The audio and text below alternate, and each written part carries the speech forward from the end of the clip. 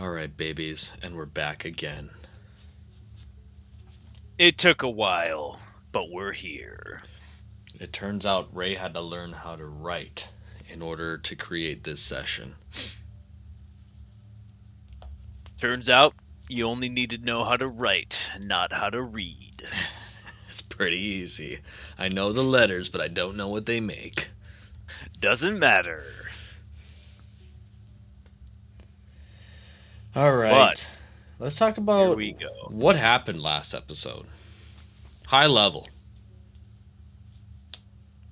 Partially a bad time. Partially a bad time. Played stupid games, won stupid prizes. I would say, all things being considered, the escape from the Hag Coven could have went a lot worse.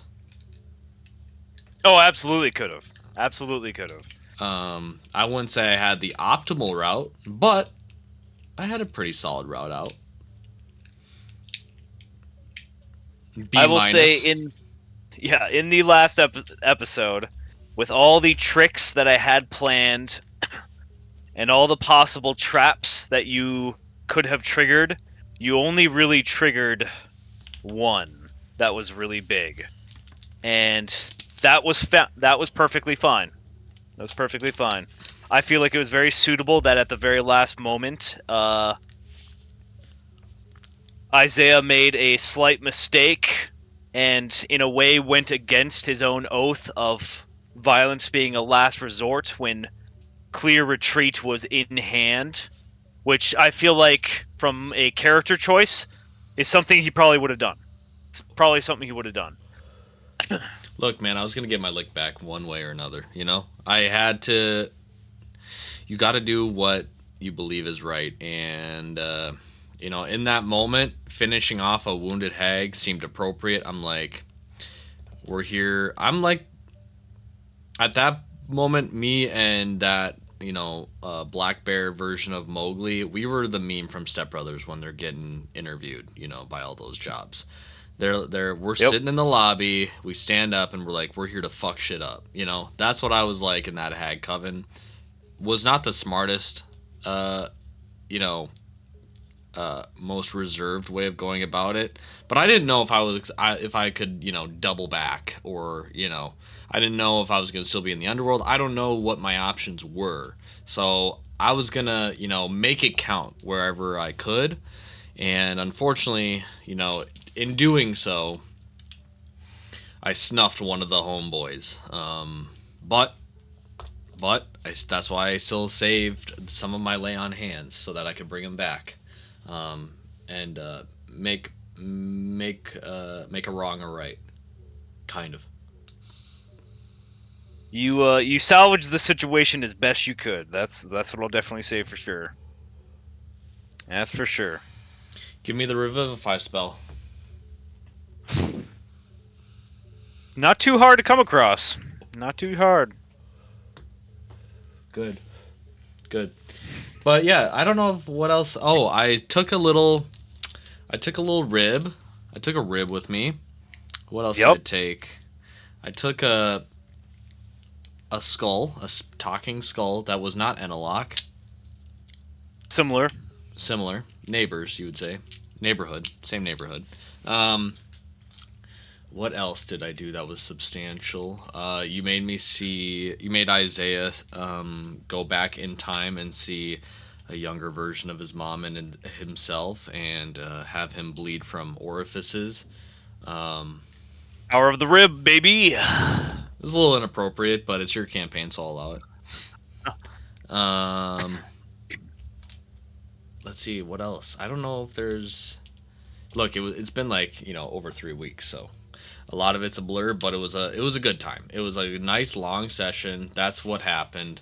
Now we're almost 5 minutes into this session. I think we can kind of start dipping our toes into what's next on this new big momentous journey of Isaiah's adventure. Oh, that's the capstone. The the We ended off with Isaiah going dayside. He's no longer works the night shift. He is now in the material world, real life, with other living, breathing creatures, that aren't in the process of repenting for their sins and all that type of stuff. Not in the same way. Maybe we're all repenting in our own, but All right, all not right. in the way of the Duat or the underworld or anything that you were just accustomed to. You always got to make But things deep. yes, Isaiah, as you come to here and there on this last part of the journey when you're being extracted from the hag's liminal space inside of this fish barrel. You feel movement constantly and you catch passing images of what looks to be darkly cloaked individuals wielding kopeshes, axes, other weaponry, and occasional glances of what you see to be Amun Ra and your friend Ion at this point in time on her feet, looking sallow and a little dried up, but keeping an eye on you as you float back and forth in between consciousness until you finally come to in a rather cozy bed-like situation. The first thing you notice is that it's no longer frigid and cold like the underworld was. You feel a degree of warmth. You hear what sounds like the ambience of life. Sounds like chairs moving around in this building. You look around and you see yourself to be in what looks to be a inn-like room. You are currently undressed Inappropriate. from your armor and rather taggart gear. You have been given some type of pant-like situation that comes down to about past your knees or so. You move the sheets off. They are a nice dark red with a white liner to them. And the bed itself is probably the softest thing you've slept on in a very, very long time. To the side, you have what looks to be a decanter of water, 3 mugs. 2 of them have already been filled and partially drank from, and what looks to be a number of belongings that belong to you sprawled out across the floor, laid upon what looks to be a white sheet or blanket of some kind. Very, very neatly organized. Seems to be a whole inventory, minus any of your weaponry. Your Kopesh seems to be out of sight. However, everything else that was in your inventory of your gauntlets, your armor, your clothing, backpack is strewn open. Seems like everything's been laundered and cleaned. The one thing that is missing, you can tell, is your left gauntlet. And you remember that being attached to your left arm before it was promptly detached from your body by your most trusted companion. But you know that it was recovered on the way out. That is true. That is true. Um. Okay, so the first thing I'm gonna do is, can I see if with my right hand is there a? Do I notice a web coming out of it, potentially leading in the direction of where the Kopesh may be? You do. Okay. Okay, it's obviously leading out of the room. Yep, it's leading out of the room in a direction that you can't quite tell yet, but once you leave the room itself through the door, you assume you could follow it straight to it. Is there a window in my room? There is not a window in your room. Okay. Okay. Seems like a hazard, but all right. Quite. I think I will. I'm gonna finish up my water. I think that's important. Hydrate. Get back into the swing of things. kind of. Actually, do I even have an appetite for water? Uh, you feel a dryness in your mouth to a degree, and you initially go for it, and you make that, observation upon yourself. Roll me an insight check upon yourself. All right. I'll be insightful. Natural 9 for a 14. You feel like you don't need the water, but you do have a slight craving for it. Yeah, I think it'll be. I think it would be rude to let water waste, so I will finish my water. I'll do that. And then I don't know if I would suit up per se. Nothing's really given me like pause for concern. I mean, obviously, not having my Kopesh is something worth investigating, but I think for now I will just leave as is. I think I'm gonna probably put on some sandals, shoes, whatever I have, and stroll about the place in my capris and my shirt. Well, you suit up, you get yourself nice and tidied and ready. As you go over towards the door, you notice that there is a note just resting very nicely in the crack of the door as if it was closed there for you. Mm. Um, I think I will look at the note then, and uh, yeah, I will look at the note. The first thing you notice, even before the lettering itself, is the cartoonish double peace sign making tongue sticking out caricature of Amun Ra that has been so cordially drawn at the very bottom. But it details a short statement from what looks to be Ion in almost like Rugrat like lettering. Believing this to be the first time she's written anything in her life, it says in crude Jabaxi text, "They don't know much. Be careful." Okay, interesting. Um, I will. Is there a light source in my room? There are a few sconches here and there. And they're lit. There's flames. Yes. I would burn the note in the sconch. It is burnt. All right. After it's burnt into the sconch, I would like to gather the ashes and recreate the note. No, I'm just kidding. You cast a 9th level spell. Only part of the paper comes back. Reality tears. Oh my gosh. For this note. So I will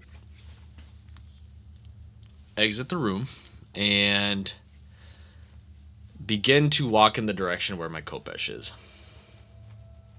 You start walking through a nice little carpeted hallway here. There's a number of different little, I can't call them, I'm wondering what to call them. They're essentially just rugs that just keep the view of other people's doors from being viewed from the outside of the hall here and there. Number of things hanging, looks like fruit baskets and another like baskets of bread hanging, in contrast to the previous hanging ornaments that you saw of being coffins and other gore related objects that the hags had. Seems like this place is running for the quite opposite end of the award ceremony of rather homey in situations. Yeah. There's a number of artworks that depict what looks to be couples, mostly couples, meeting in romantic date situations and such. Park visits with their family, number of pets here and there, and it seems like a rather nice place. There seems to be a family sharing a bunch of popsicles between each other in the very final painting towards the direction of the web itself. and you come to what looks to be uh, a door with a decent amount of noise coming from behind it. Sounds like business is a brewing back there. Hmm. Okay. Then I will walk into that room. All right, you open up and you find yourself to be inside of a tavern. Exiting from the lodge part of this tavern, it is rather relaxed. There is a heavy degree of smoke filling the air here and there. Sweet smelling, not bothersome upon the eyes. Lively fanfare from what seems to be a number of picturesque Jabaxi civilians. Isaiah, you seem to be well and truly back into the world of the living. A myriad of races of individuals that you are rather familiar with. You have a multitude of humans, elves, dwarves, dragonborn, a few Leonin here and there, and Triton just walking and milling about. Seems to be some goblins in service of waitership here, taking orders here and there, all being dictated by a large, dark-complected man, bald, with a great beard that drapes down below his belly button, flowing past his apron. He does notice you as soon as you walk through the doors himself, and he warmly smiles, his eyes curl, and he beckons for you to come closer to the bar itself.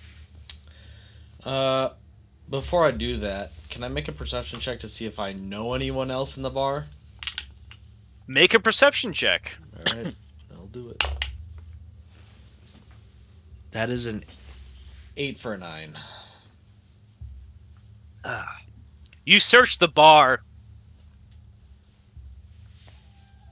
but it seems like the amount of smoke in here and the little amount of low light reflecting through it is just enough to mask any possible identities you have. You catch a few faces here and there. Uh, People seem to be mostly minding their own business.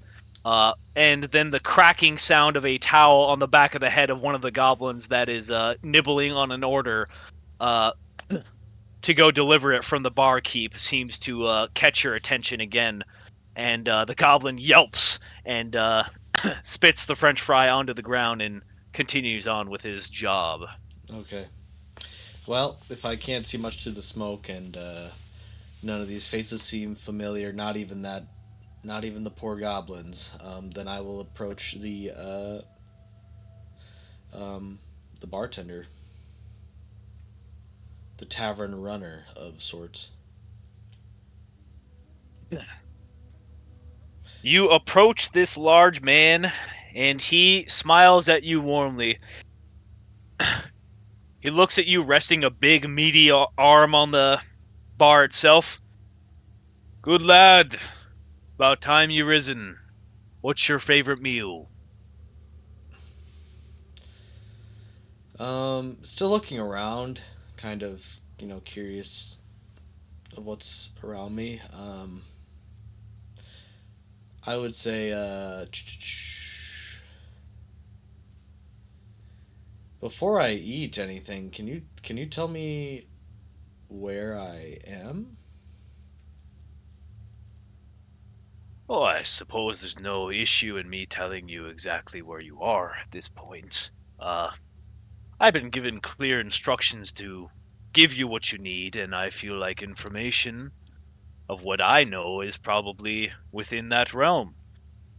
You are in the city of the dead, Chiraku, Hmm. on top of Mount Baku. This is my bar. We are a famous city from what I've told, but I was born and raised here, and I can't say anything other than I know of this city. It's not very often we get foreigners like you around, but from what I've been told by your friends, you're heading back to Pharos. Yes, yes, that is definitely uh, the goal at present time, but I seem to be tripping and falling through detours and uh, haven't made it there yet, we'll say. Um, but in the meantime, uh, could you tell me where or when you last saw my friends? And I would be gratefully appreciative. Well, the older man, your uncle, he says, he hasn't been around for about 2 days or so. But your good old lizard folk friend, Eon, whatever her name was, she comes in about twice a day to check up on you, make sure you're all suited and hydrated. You you have other company here amongst the patrons that are keeping an eye on you. You're I mean, I'm not sure if I should be the one to tell you, but I feel like you're free to go wherever and whenever you wish, but make sure you're back when it starts to get dark. The nights in the city of the dead can be dangerous without the seals on our doors. And out there, whoa, he points at your missing hand through the sleeve. Something like that can happen in great yield. The creatures of the night. If you know what I'm saying. I'm picking up what you're putting down for sure. The great betrayer is everywhere, and so are his agents. Aren't we all too familiar? Okay. Well, if that's the case, then I would absolutely take some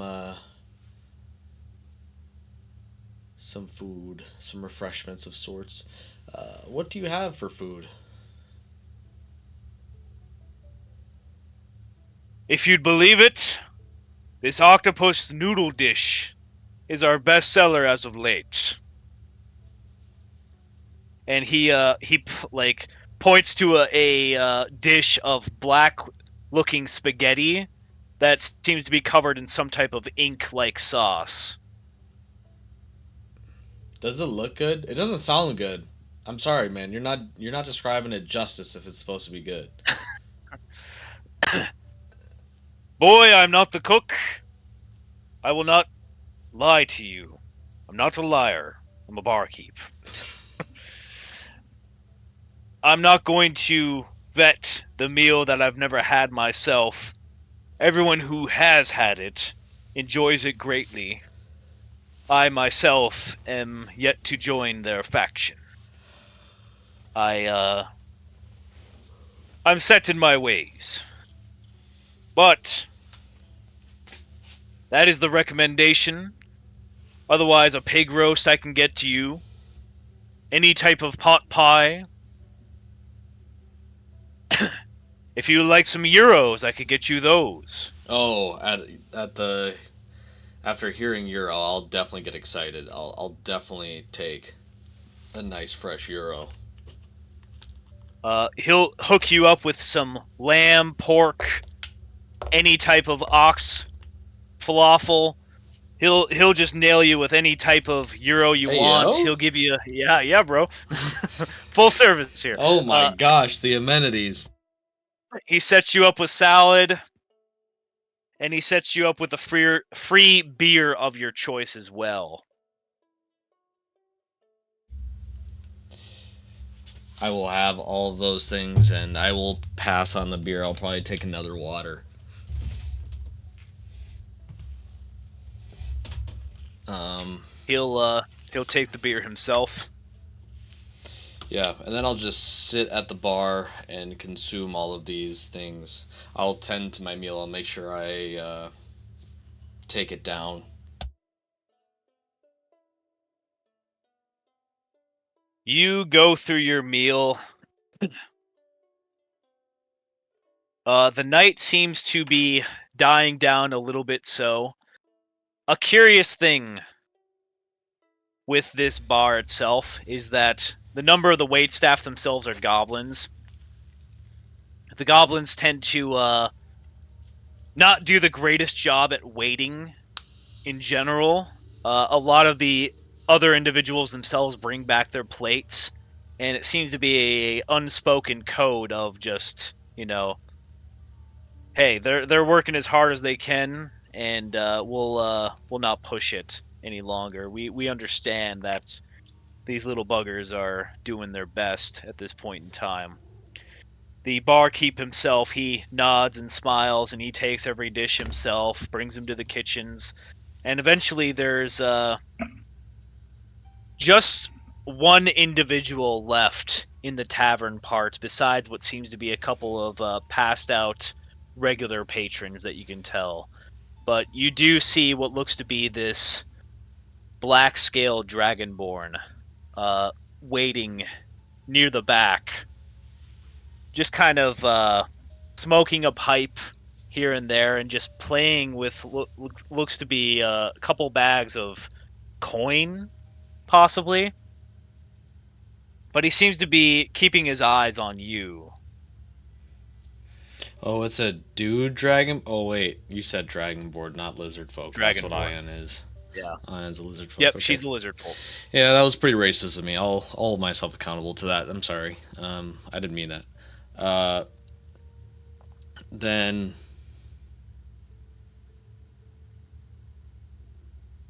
did the barkeep leave, or is he still here? He went back to place the dishes back there, but you assume that he would return shortly. But currently, he is gone. Okay, then I will wait until.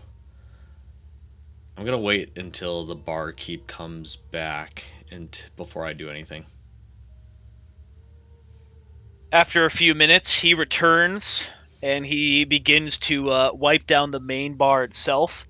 And he nods at you as he passes you by, and he starts to clean off the sitting pipes for people's pleasure to use. Um, I think in a hushed tone, I would whisper to the barkeep to, I'll say, that dragonborn over there has been sitting there quite a while. Is that a regular?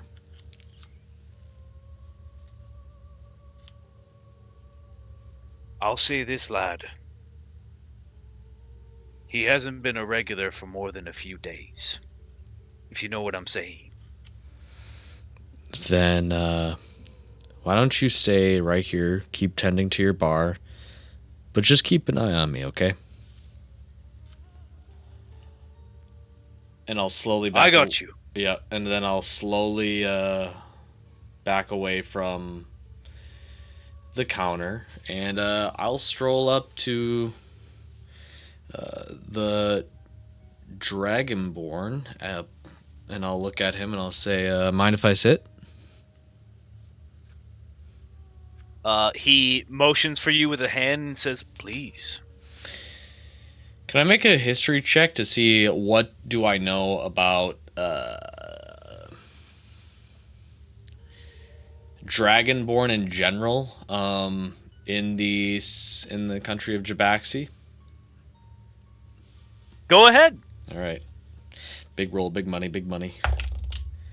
Oh fuck. All right, that's an 8. That's an 8. All right. When it comes to the Dragonborn in Jabaxi, they, on a regular basis, are rather kind of loner-ish. They tend to be fairly rare for the most part. They don't stick together in groups very often themselves, which is kind of a statement that they make about their own people, of just relying upon their own strength and power and just kind of, trying to fit into the world itself. They don't tend to lean either one way or another of like being malicious or beneficial for others very often. It's kind of a wild wild guess what their motivation might be. Uh, I will say, looking upon this one, he seems to be rather well dressed. He's a black dragonborn, and he's well adorned with what looks to be jewelry. Looks like stones that are just kind of bound to his scales and such to make him look more flashy. He has a number of rubies and red and yellow robe like belts and sashes to make himself look as elaborate as possible is the best way to describe it. He likes to look flashy. He's dressing to impress. Is the dress to? I'll make an insight check now. Is the dress to impress a token of class, or do I get the idea that he's just posturing? Oh, dirty 20. For an inside check? Yep. Okay. You get the idea that he is of a different class. Like, this is not just boisterous posturing. You look at him, and you see something on him that you vaguely recognize from many sessions ago. You see what looks to be a bound stone in the palm of his hand that is a spell focus. Tied with cord into what looks to be like a corded gauntlet across his left and right arm. He's got two spell focuses in his hands, you believe. At the very center, there looks to be a symbol, but he doesn't hold his hand open long enough between catching the coin purse for you to truly be able to see what the symbol is. But he seems to be rather relaxed in your presence and has been watching you for at least a few minutes constantly at this point. So he seems to be very much so keeping his eye on you at this point. Now that you've addressed him and asked to sit, he seems to be more attentive and less just relaxed and watching. Almost like he's waiting to see what you're about to do next. You're right. You're right. I am.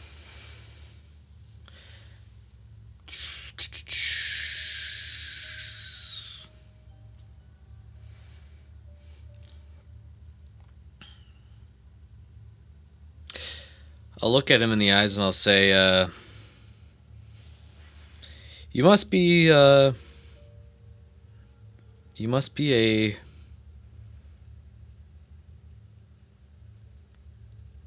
and I'll look him up and down a little bit and I'll say, you must be some well-studied human anthropologist because I've been getting this impression that you've been studying me for quite some time.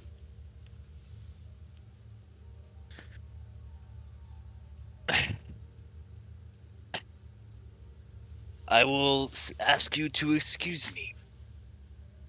I'm trying to figure out something about you. I've not seen you up and at 'em yet, so this is my first chance to truly grasp the man that has captured the heart of my, current interest.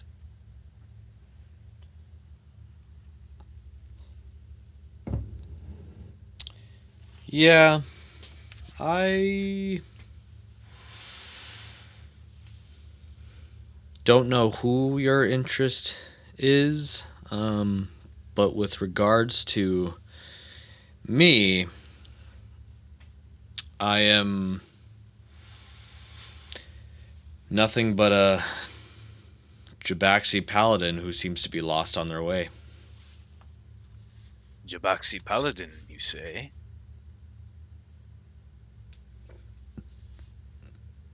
Yes. And where from Jabaxi do you hail from, my boy? Hmm. Uh, I'm from a small, tiny home That's right outside the capital of Pharos, right on the river, actually, and was born and raised. Born and raised. Interesting. So, this is the man who has captured the heart of Ion herself. Let me ask you a question, and this is a very simple question, and I'll be able to tell if you're lying. Is she single? Oh God. All right. All right. And you look upon him, and visibility, his visible visage, just shifts from trying to look cool to just absolute dire jealousy of you. Um, I'll look down at his glove and I'll say, from what I know, Ion typically isn't into, uh, you know, any man who holds rocks and hides his hand. And I'll kind of nod towards his glove with his focus.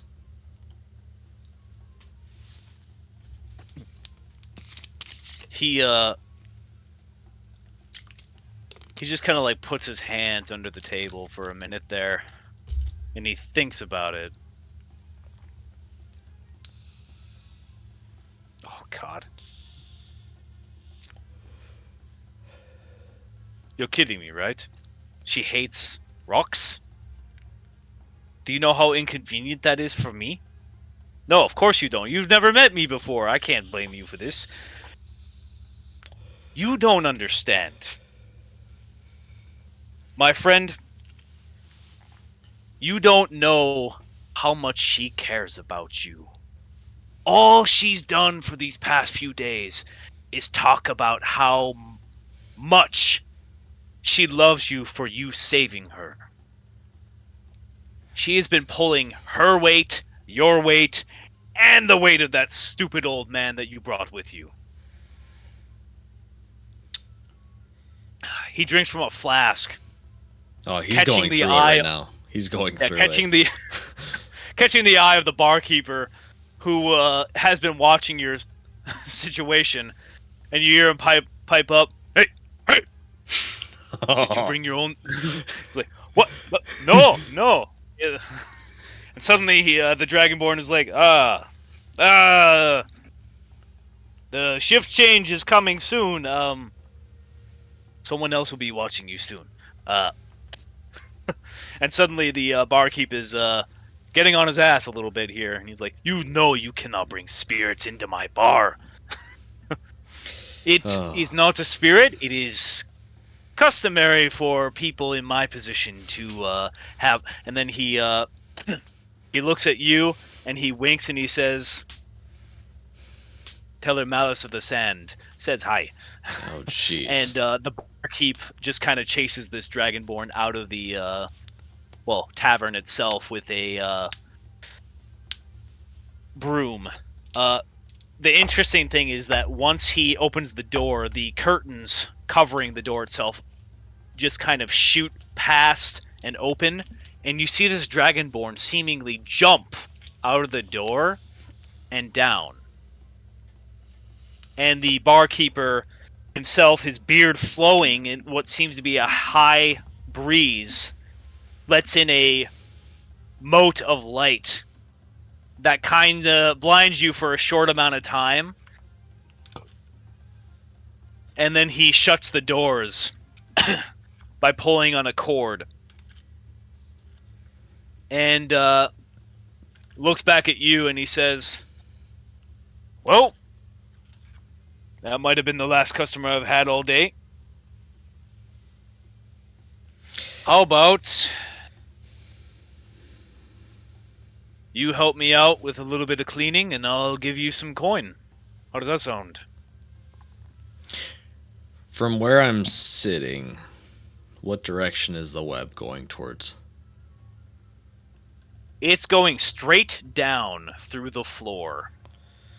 Oh, mother of God. I'll look up at the barkeep and I'll say, well,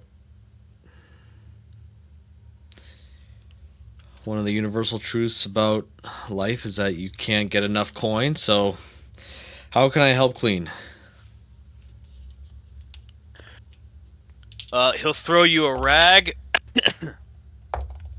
place a bucket of water in the very center of the room itself, and he says, "Scrub counters, open up the windows and scrub the panes, if you be so kind, my boy. What should I call you? I apologize, I have not given you my name." It's okay. Um, my name is Isaiah, but what is your name? Al Baroque. You can call me Al.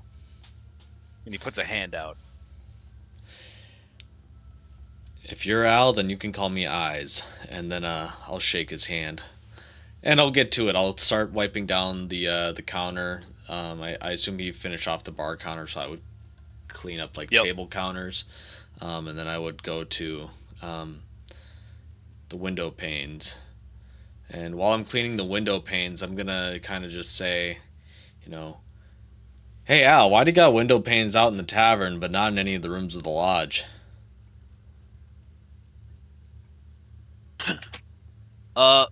He'll look over at you and he'll say, "Open the window and you'll find out, my boy." I will open the window then, and what do I see? You open the window and you suddenly see what looks to be a sky-high view of a decently large sandy city built upon a mountain as you are floating on what looks to be a number of platforms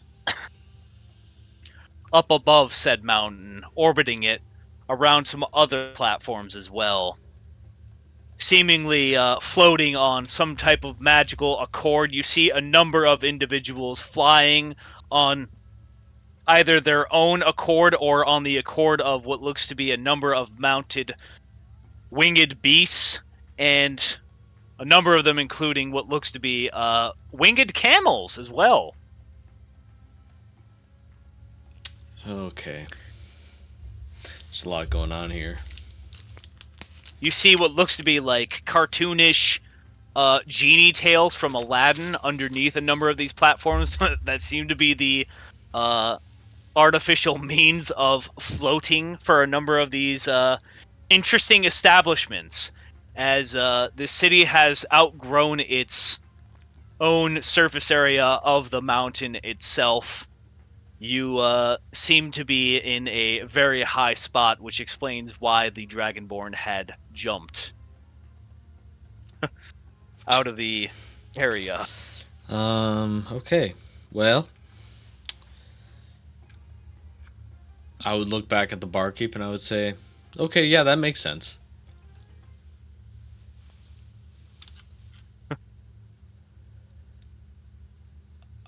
He smiles, Go ahead. continues on with his journey. Starts waking up the goblins, and on occasion, the ones that he slaps and don't wake up, he just kind of like takes them, flops them over his shoulder, tucks them into his belt. He's a rather large enough man for him to be able to do that, so he just kind of treats them like, well, like rags, and just continues on with picking them up and just kind of piling them up onto what looks to be a large cushion built for them. Okay.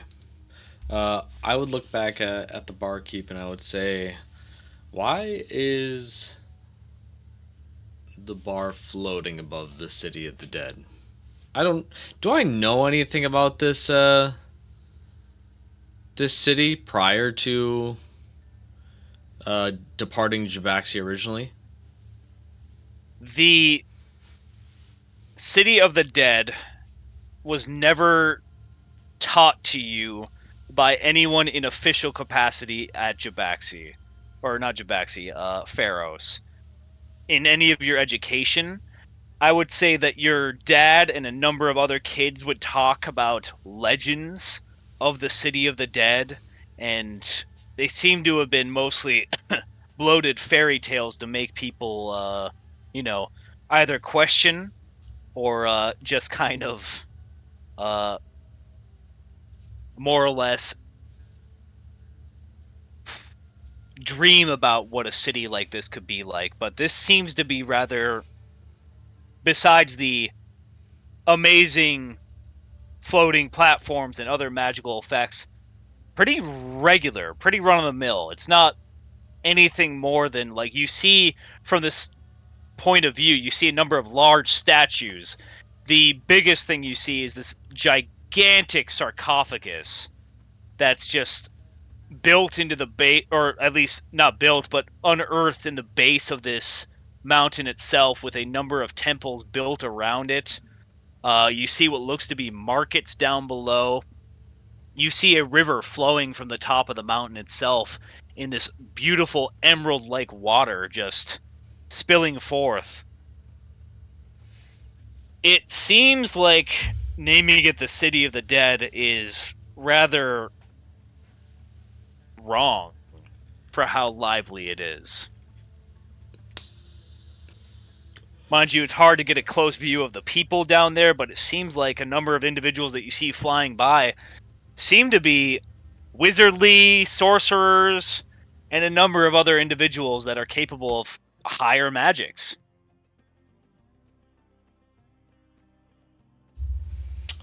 Yeah, at the sight of this, I think I would obviously wrap up the cleaning, but I would go back to my room and actually, um, I think I would get suited up. I would talk to myself about like, oh, I thought this was gonna be a slow start to my day, but it turns out you just wake up from being in the underworld and you just got to get back right back on the horse. Do I have the Book of Thoth with me? You go back and you look. You have the book. Interestingly enough, you look at it. It looks rather blank, bluish. The closer and closer you look at it and you touch it with your right hand, and your markings, the script of Sylvan text upon your forearm seems to respond to the book. And suddenly, on the front cover of it, you see what looks to be this beautiful picture, an outline of what looks to be a baboon-like figure with spectacles on the front. And on the back is the face of a crane-like figure with the same deal of spectacles on the back. Who is this baboon and the other creature? I forgot what you just said. A crane and a baboon. A crane and a baboon. That's right. Um, do they look like they are They can understand what I? I'll talk to them. I'll see if I can say anything, get a response out of them. I'll be like, "Are you a talking animal as well?" You get no response from either cover. Okay. Interesting. Can I open the book? You open the book. Can I read any of It this? is the first page itself is a map of Jabaxi. Okay. It begins to basically inscribe itself upon the page as soon as you turn the cover itself, beginning with the very point that you are. And I will send you said map right now, including the legend. Actually, I'll send the map first. I'm a motherfucking And then the legend. legend. Sorry for our watchers, because you're not going to be able to see this too easily, but my crude drawings are only for me and Patrick. Yeah, it's something, man. God, so special. Your writing means so much to me. Um, so I can wait a second. Oh, I should probably pull up the legend because you sent the legend. I was about to ask you.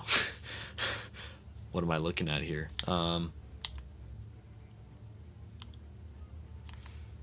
What are the bodies of water? The bodies of water are just simply the one body of water. Oh, what is the name of this sea? Uh, Obviously the centerpiece right there, in between these two masses, is the main Jabaxi Canal itself.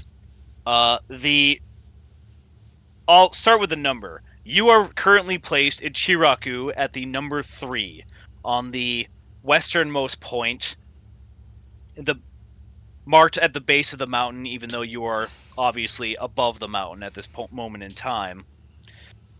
The map itself, its knowledge becomes innate to you, describing these territories based off of color and based off of what Thoth knew. The green describes you as being in the Illusory Deserts itself. Oh, interesting. A place that you know to be very dangerous, very troublesome to actually transverse in any way, with the westernmost area being dark, known as Set's territory itself, where his realm is supposedly led to be believed to lay, with the thin red line on the map itself being the main active war zone for a number of combatants that are battling against his forces on a regular basis. Okay, now this is gonna go into a little bit of backstory um, for my character, but I'm interpreting the map and what you're saying.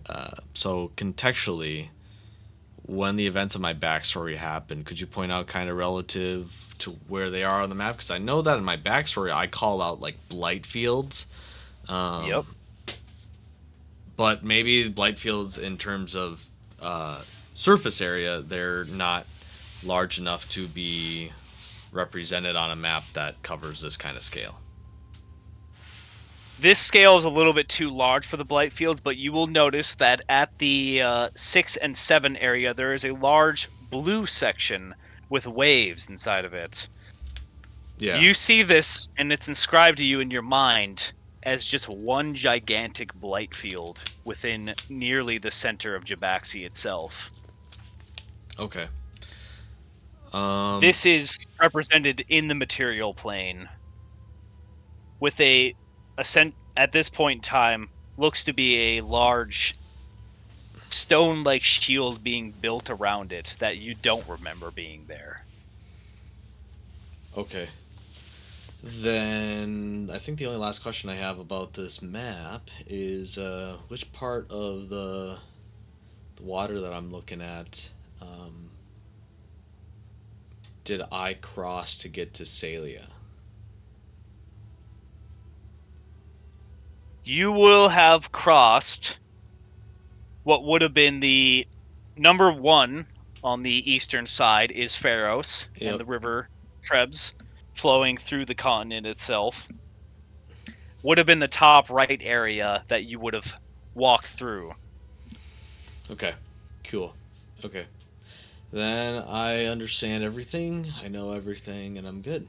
Um, what I would do is I would look in the book to find more details on where I'm at, the City of the Dead. See if what the Book of Thoth knows about the City of the Dead. The Book of Thoth knows a mixture of things. The City of the Dead, it's a mixture of things that Thoth had known and things that you know. Currently, your information is very limited, but you have what looks to be one particular cursor and marker upon it. One thing that's almost always on your mind is where the stinger of the web weaver is, and you see it the closer and closer you look at the map, you can see that it's at the base of the mountain, way down below. And it's moving ever so slightly when you concentrate. But it doesn't give you much information other than that. It Okay. gives you a general outline of the city from what you saw, though. Okay. Um. Then I think I would leave the Book of Thoth alone for now. It doesn't seem as much of a priority as the floating city that I am in, so I would pack it up in my bag. I would pack up everything else. Do I see the skull of Mowgli? Do I have that in possession? You see it. It is now in your possession. Is it still in necklace form slash amulet form? Yes. Then I will don this amulet, and I will see if I can speak to it by saying, "Hello, Mowgli." Isaiah, you have arisen. Oh, I saw what you did there. Figurative and literal. Okay, that was a good one. I appreciate you being patient on me while I was in that coma. How long was I out? 4 days and 8 hours. Okay. And Ion, where is she? Ion is currently running patrols in the night. Amun Ra is, at this point in time, missing from my knowledge. But Ion is not worried about him. Okay. Do we know when Ion's supposed to come back? Tomorrow morning, she's already been here twice to check upon you. Hmm.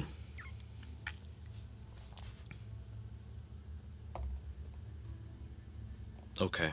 Then, in that case, I will continue packing up the rest of my things.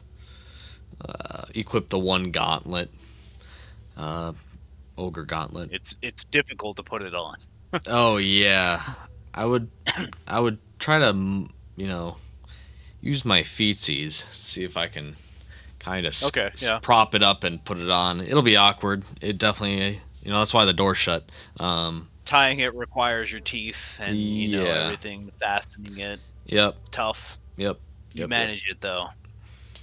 I'll place the shield on my back and I'll be co-peshless.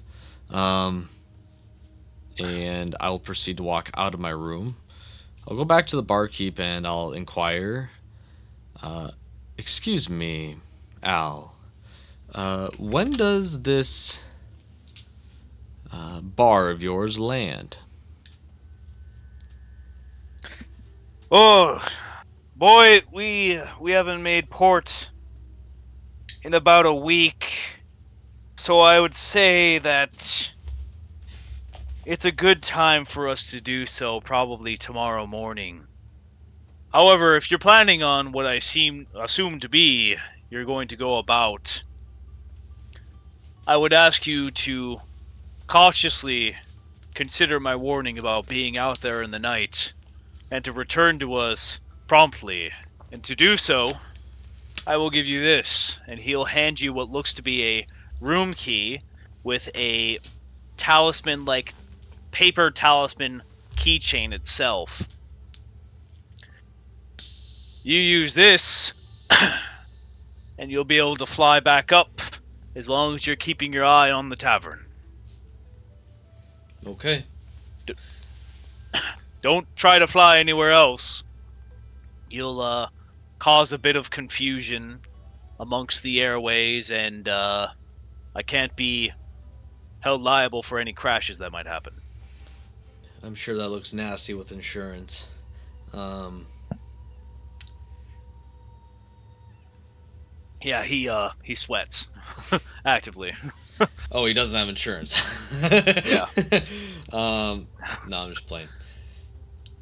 I would like to. Is there like a roof access? Yeah, there seems to be an upper floor, and there seems to be more like tables and chairs up there with a canopy section as well. Yeah, I think I'll go up there and take a peek, see, and I want to get like a good kind of bird's eye view of what I'm all above. I know I have this map, but I want to take it in visually. Well, first thing you see the sign for the tavern itself called the Squeaky Genie. Nice. It's got like, that fluorescent it's a fake fluorescent illusory spell to make it seem like it's a street sign or a fluorescent sign that's going out, not working, but obviously it's programmed to be that way, so it's got that charm going on. You see a number of other little platforms here and there. It looks like a full-blown like park for like families and kids. Seems to be one of the largest ones that's floating about. At the base of that one, alongside like the landmass and the belt that you see tree roots growing through, you do see what looks to be this face of a baboon on it with spectacles, same way that's on your book. Weird. Yeah. Um, is there a rooftop access once I go Yep. upstairs? Yeah. Okay, then I'm gonna go on top of the roof, and I'll say this to make it clear because I don't know what the wind conditions are. I'm going to try to brace myself or hold on to something when I get up there. I don't want to just climb on the roof and then, make a strength saving throw as the wind just smacks you. You're at the tippy top. The wind is mildly strong, but you're able to deal with it. And I'm gonna take a little lay of the land. What can I see from up here? You see what looks to be a number of similar military facilities on the outskirts of the city itself. Looks to be a walled city with proper battalion and sentries in tow. On occasion, there are some flying griffined soldiers, what looks to be scouts of some kind, possibly rangers. It's hard to tell as they fly by at a very fast pace. Very distinctly, though, towards a clearing going down the base of the mountain, you see what looks to be one insanely large taloned footprint that looks to be going in the direction of the desert itself, that digs in deep into the ground. On one side of the mountain, you see what looks to be a beautiful oasis like waterfall, a number of individuals bathing inside of that. And out of the corner of your eye, you catch the glimmer of something. If you would roll me a perception check, my friend. Yeah, I could do that. Oh, a natural 19 for a dirty 20, I believe. Perfect. Just enough. It's almost like a trick of the mind. You see a glimmer, and as soon as you try to concentrate on it, it disappears. And you catch yourself closing one eye and opening your left, and you see what looks to be the illusion of the sun shining down upon these townsfolk and people. That illusion is hiding what looks to be a large academy with what looks to be the symbols of Iset and Thoth upon it. Large university like building emitting this soft blue light that's just going down to the ground, feeding into the mountain itself and shooting up into the air at the same time. It's interesting because you can't see it with your right eye, but you can see it with your left eye. Oh, those hags want me to see that shit. And that does bring you back the idea that whatever they did something to your left eye itself. And with a 20, I will also say you do catch hiding within the sun itself, trying to keep itself out of your view, is what looks to be a scrying eyeball upon you in the shape of the Eye of Horus. As you No. notice a scrying spell. For mother. Okay. All right. Um, Who's behind it, you don't know, but it's there. can I Google it? Yeah, Google it. All It's right. fine. Give me a second. Hey, um, who are you? what Who are you? the? Stop. Let's see here. Very odd. Can I assess or conclude like the most appropriate, safest route to get to that academy? Ooh. The academy seems very much higher than you even are. Uh, hard to assume how to get there at this point in time. It seems like any individual that's flying up there or in that direction seems to disappear from your line of sight. Obviously, you close your right eye, you see they seem to always be either blue robed or red robed individuals that go up there and then they disappear within the illusion. Too bright for you to actually bear with that eye, even. Okay. They seem to be flying on their own accord, never mounted. Okay. Interesting. Um, in that case, I will. I'll go back inside. I'll climb from the rooftop mantle into the upper floor, and I'll proceed to walk downstairs, thinking about what I had just seen, pondering it, um, in the most practical sense. How could I even, get up there? I'll approach the barkeep while thinking about this, and I will just ask the barkeep simply, "Hey, I don't know if you ever did actually pay me for wiping down those window panes and the tables, Al." He looks at you and he looks confused and he says, "What? I forgot to pay you. What?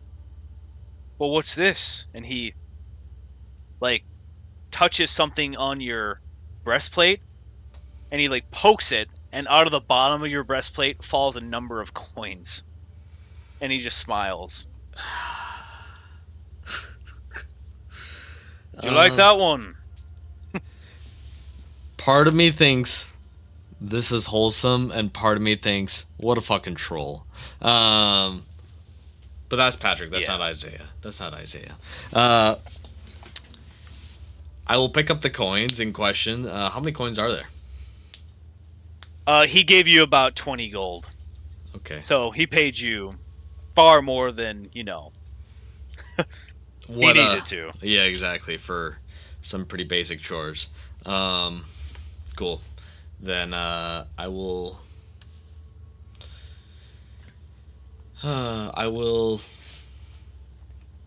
take that 20 gold, pocket that, and I'll go back to my room with my gold.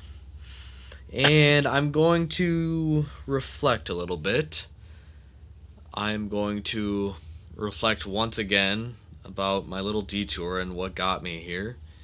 The simple fact that I got a little too gung ho about these three hags that I just saw. That cost me an opportunity to see Anubis. Cost me an opportunity. Almost cost Ion her life. Mowgli his as well. Amun thankfully was not involved, but because of my eagerness to jump into the action, I cost everyone a lot in that moment and at that time.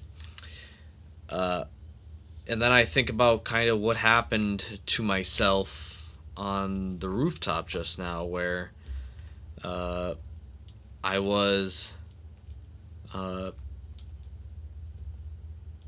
you know, I was looking up into the sky. I noticed something compelling that caught my eye, such as that academy with the symbols of Thoth and Iset on it, and I instantly just reacted and thought to start planning how I would even get there, as if that's even the appropriate course of action to do. And finally, I'll think back again to the Hag Coven where I killed the. I almost killed one of the gentlemen that was trying to get me out after some cruel trick, and that cruel trick was only allowed to be pulled on me because I was eager to take action. And after that moment, especially, I felt my oath begin to waver to an extent, um, because I did not operate with a mindset of peace, and therefore I was inflicting violence when it was unnecessary. But even more bigger than that, with both of these, with all three of these situations, seeing the hags, fighting the one hag on the way out, and just being on the roof just now, I'm failing myself and my oath by not uh, observing the tenet of patience, which is a huge component of my oath. You have to respect that change takes time, and those who have walked um, the path of poorly made, rash decisions, um, I have to be reminded to stay honest and true. But I can only do that through the discipline that is patience. So I think the most important thing for me right now is to take no action and wait until I can get back with Ion. Um, so for everything that I worked myself up for the day, I think it's all for naught for right now. Um, I will begin to take off my gear. I will take off the amulet that I put on, and I don't believe I can take a long rest because I just technically took one for a 4-day long rest. Um, so I will say, if I cannot rest, then I will exercise meditation, and I will with gosh, I don't really have much for knickknacks here. I think I might have. Let me check my inventory real quick. I just want to double check something. Uh, oh, I still have my holy symbol in my backpack. Uh, I will take out my symbol to Horus and think back onto the scrying eye that I also saw in the sky that was watching me. And whether that is an omen for good and keep going, Isaiah, or an omen for, hey, buddy, you just messed up and I'm keeping an eye on you, type eye. Uh, I think I need to also take this opportunity of patience to uh, remind myself of my faith and pray to Horus. And so I will do that for the foreseeable future, because what I understand right now is that I can't take a long rest, and what I understand right now is that uh, Ion will be back tomorrow morning, and even if she wasn't back tomorrow morning, I've been encouraged that going out through night is not wise, and so I will try to avoid that if possible.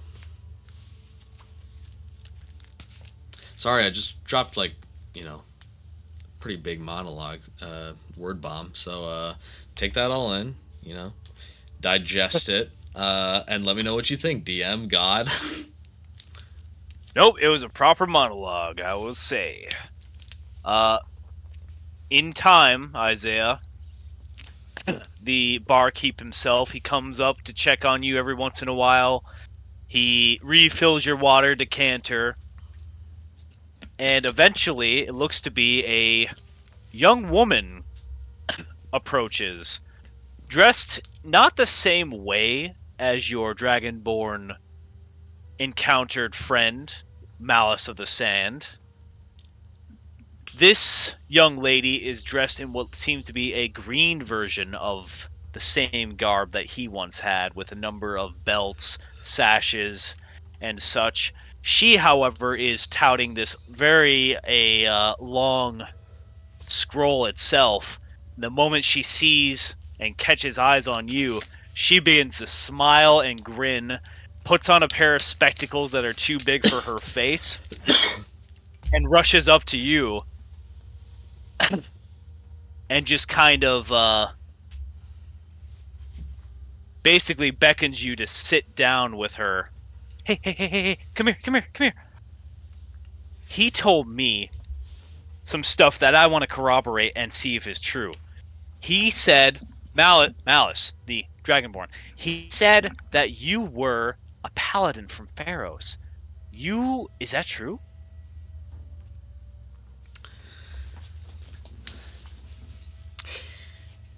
I'm gonna admit, Isaiah's a little annoyed. He's a little annoyed at this. He's a man that just wants to pray and do his thing. But he also is remembering why he's praying, and that's because he wants to exercise patience. So in this moment, he will be exercising patience. Um, I will. I will not sit on the bed or sit on the chair. I will just go from kneeling towards the holy symbol to kind of like in the kneeling position, but kind of sitting on my heels, looking towards this. What race is she? She appears to be human. She's rather fairly complected, very, very strange grayish blue hair. Seems to have gems endured, green gems endured upon her skin, at the base of her nose, on her eyelids and such. They seem to be very thin, enough to fit underneath her eyelid, or in her eyelids into her head itself. But she glitters in the light of the tavern itself. They seem to have a bit of a theme going on. She introduces herself as,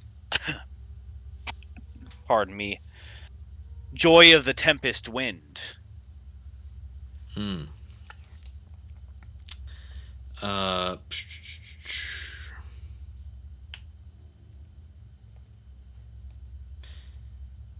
Okay, I kind of lost my train of thought, but I am sitting at on my knees and on my heels, and I would go up to Joy of the Tempest, and I would say, yes, I am in fact a Jabaxi paladin. And who may you be? She immediately drops her scroll and quill, puts her glasses, and salutes you. Joy of the Tempest Wind, second seat, apprentice sorcerer, School of Tahuti. And then she twirls a little bit, puts her glasses back on, and scrambles to pick up her scroll and quill again.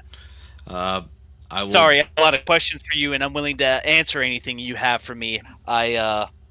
With all the regulatory stuff out of the way, I just had to introduce. You're completely fine, Joy of the Tempest. It's a pleasure to meet you. The School of Tahoot. What's that like? Oh, the School of Tahuti. We learn quite a bit about magic. Obviously, learning as a sorcerer is a lot different than a wizard, which majority of the people are. But the position that I've been given is a huge honor to guard any type of individuals that could survive that journey, especially like you. You you're a bit of a celebrity around here now. Um, Nobody has ever transversed the Duat without any type of, well, and she just kind of like rolls up her sleeve on her right arm and just shows you these pale greenish scars that almost resemble psoriasis a bit. The Duat is very, very much so of the godly realm in essence, and is very dangerous and poisonous for anyone who's mortal and such. But you and your friends, you're the first people to ever go through there, even amongst the low way of the Knights of Anubis. Their journey's so dangerous, and they always come back scarred, but none of you have anything. I suppose that could be from the journey, and she points at your arm and your chest, but it seems like you're just different from anyone we've met before. And that's Yeah, amazing. it's it's a I'll tell you this, Joy. It's a very one of a kind experience. In some ways surreal, and in other ways terrifying. But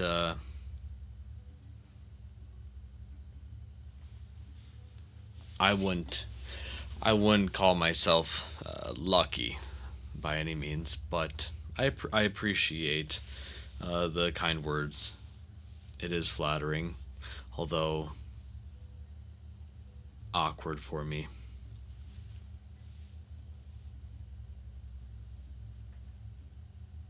You see her get somber for a minute in time, and she wipes tears away from her face, putting her glasses back on, and snorts and blows her nose, and she just says, "Sorry, a lot of stuff's happened in the past few days, and we're just happy you're here. I'm happy you're here." And so is Malice, even though he thinks it's a pain in the ass. He thinks it's a punishment to be watching you and making sure that no one does anything and that you're safe. But I think it's a very, very great honoring. Um, I had a lot of really basic and silly questions, but I'm supposed to answer your questions first, just in case. Um, yeah, I think my first question is, well, first let me make a comment. I'll say this, Joy. You're doing a great job of watching over me. Uh, so much so that you are just beating Malice out of the water. I think he was not ever really watching me, and he was mostly prioritizing when my friend Ion was going to get back. So you are a huge step up from what he was doing. Uh, Yeah. and then I'll watch her as she reacts to this what I'm saying. Yeah, she giggles at you mentioning Ion, and she just kind of says he's an idiot.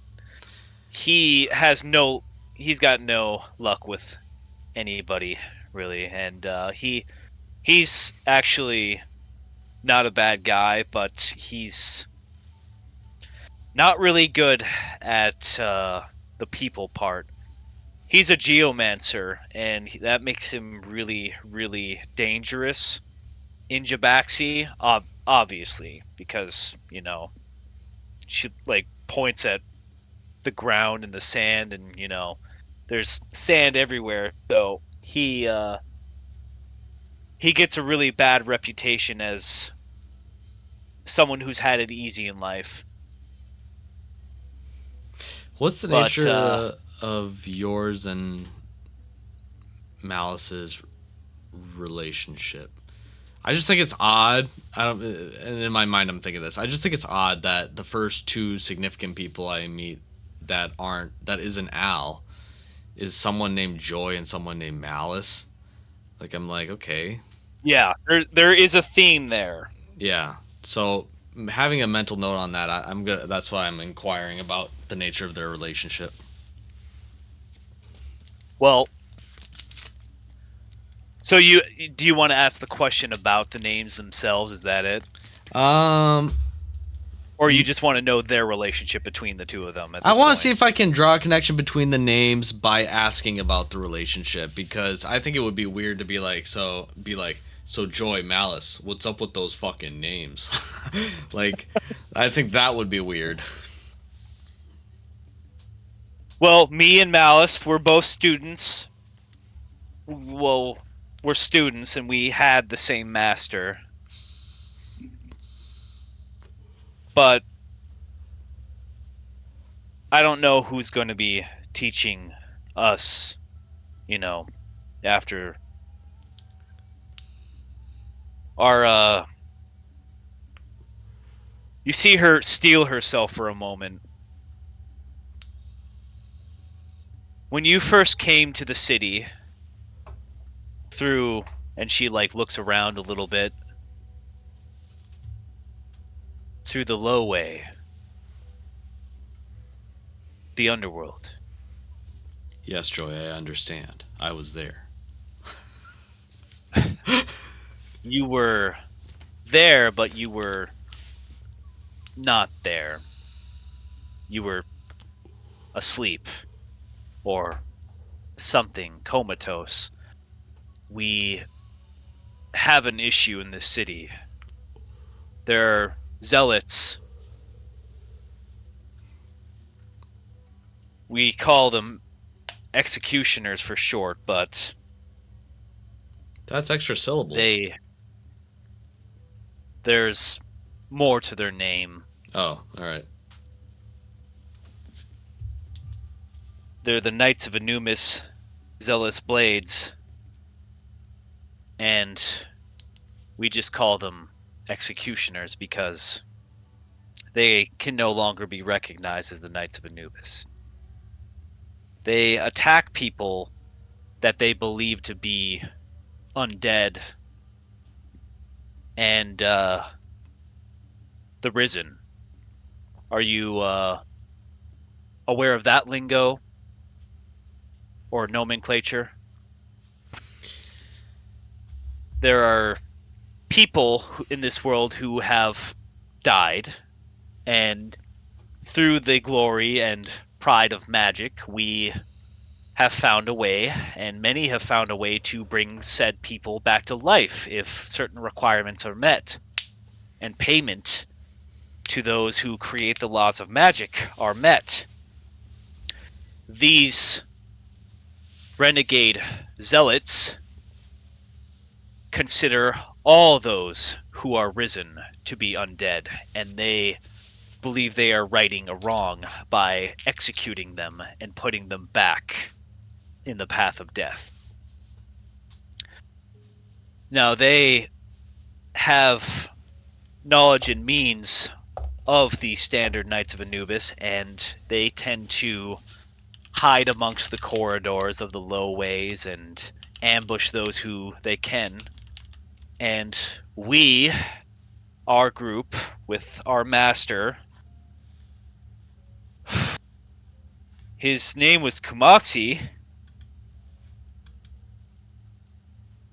They intercepted you and your group to help the Knights of Anubis bring you back from the underworld. And you were all attacked, and our master was killed. And we have taken it upon ourselves to take care of you.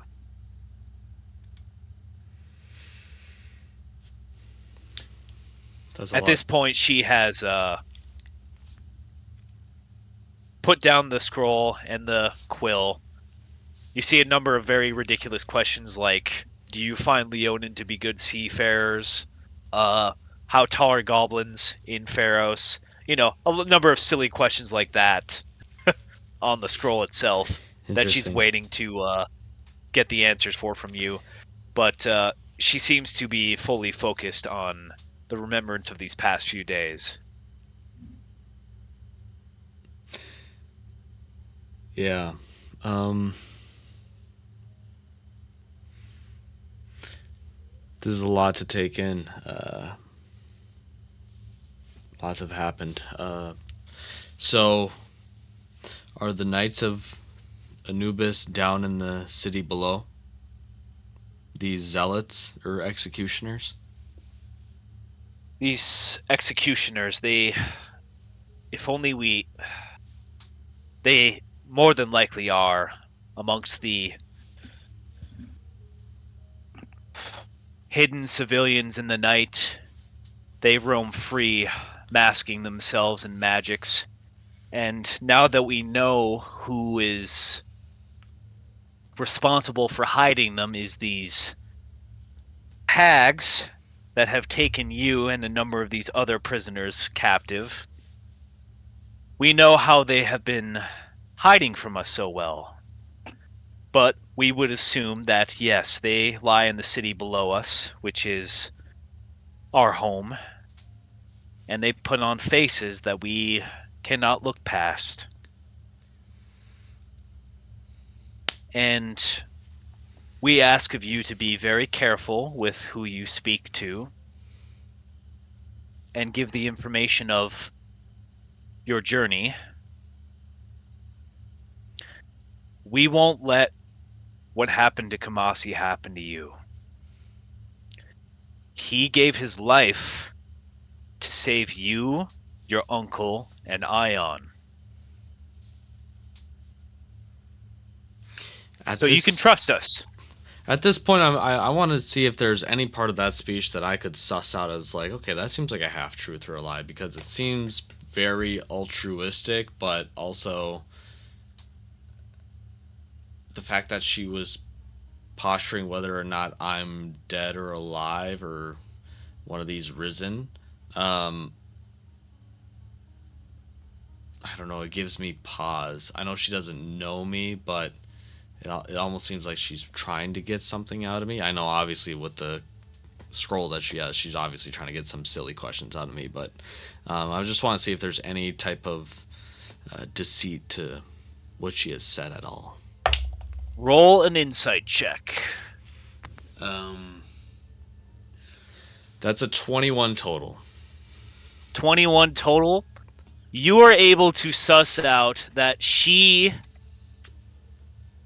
is telling you the truth on a personal basis of you being a celebrity, the fact that she wants to make sure that she's going to keep you safe, and that Malice also wants to keep you safe. But what you're able to suss out is that she's withholding some truth about the grand scheme of how these people of Chiraku might see you. You get the feeling that while she doesn't suspect, or it's not assumed that you're an undead, obviously, by looking at you, traveling through the underworld itself is a cause for the zealots, the executioners, to attack anybody who comes that way that's not a general knight of Anubis, thinking that you're escaping from the underworld. There's a good chance that there's a number of these individuals in high-ranking situations or positions that will essentially strike out at you, which would explain why you're being hidden in this tavern so high up and out of the city proper itself.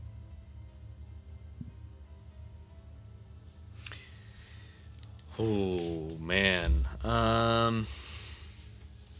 It seems like they're very much so trying to make it seem like you're just, a tavern stayer, an innkeep, an inlayer. I don't know, bro. Who are people who stay at inns? What are they called? Patrons? We'll Yeah, just call them patrons. patrons. We'll just call them patrons. That'll work. That'll work. Um, Let me just think about this because I can't. I'm thinking back to my oath, and I'm just clarifying because the tenets of the oath of redemption is peace, uh, innocence, patience, and wisdom. But that doesn't necessarily mean honesty, so I can play around with the lies. Um, I think that's my interpretation of the oath. And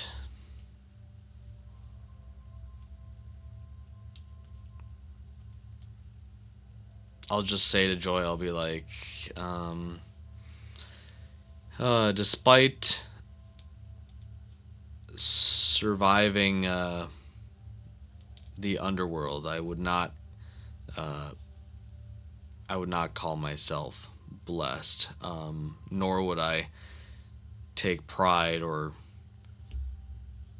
show glory in what I had accomplished. That was a very dark and traumatic time for me, and I would not like to commemorate or sensationalize any aspect or component of the experience. Um, I would say not only am I a survivor of the underworld, but to an extent I'm a victim to it as well. She makes mental note of that and allows you the peace of knowing that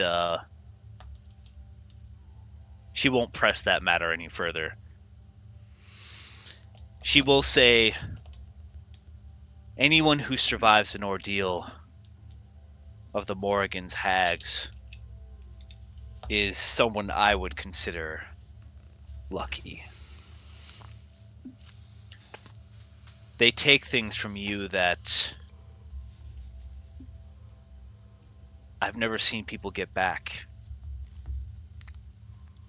Yeah. not even just in a physical way. Yeah. But moving on to happier topics, let's answer some of these questions that you have on your scroll here. I will admit, you did catch me in the middle of prayer, so while I will oblige to any questions that you may have, I will be asking to return to prayer here shortly. Alrighty. So, is bacon just hard ham in Pharos, or is it bacon?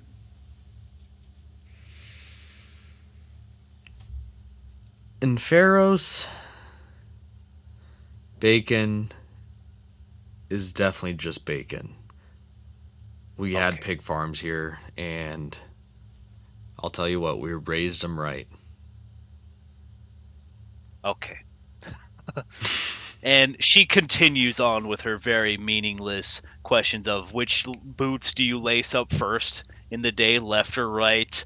A number of things that we won't get into because a number of them seem to be rather pointless and just kind of personal. But she will ask you some other questions like saying that you're a paladin, how good are you at healing people? Um, as a On paladin, we a can, scale of 1 to 10. on a scale of 1 to 10, I would say paladins are at a strong 8. We definitely have the ability to uh, pull back the ones that are on the precipice of the point of no return.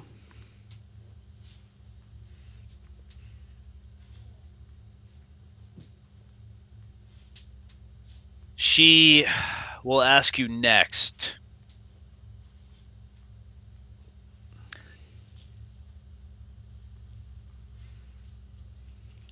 Does does it feel like Pharaoh's cares about what happens to us? You don't see the quill in her hand at this point in time.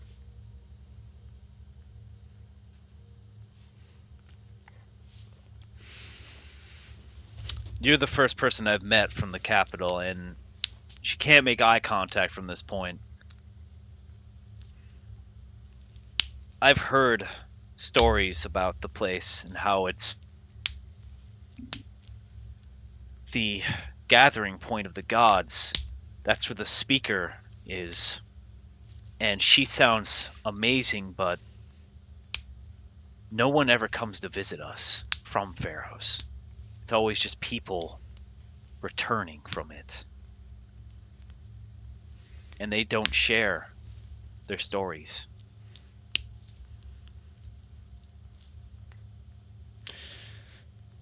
Damn, Ray, what the fuck do you got going on? Is this some Hunger Games shit? Pharaohs is the capital and this bitch is from like District 9?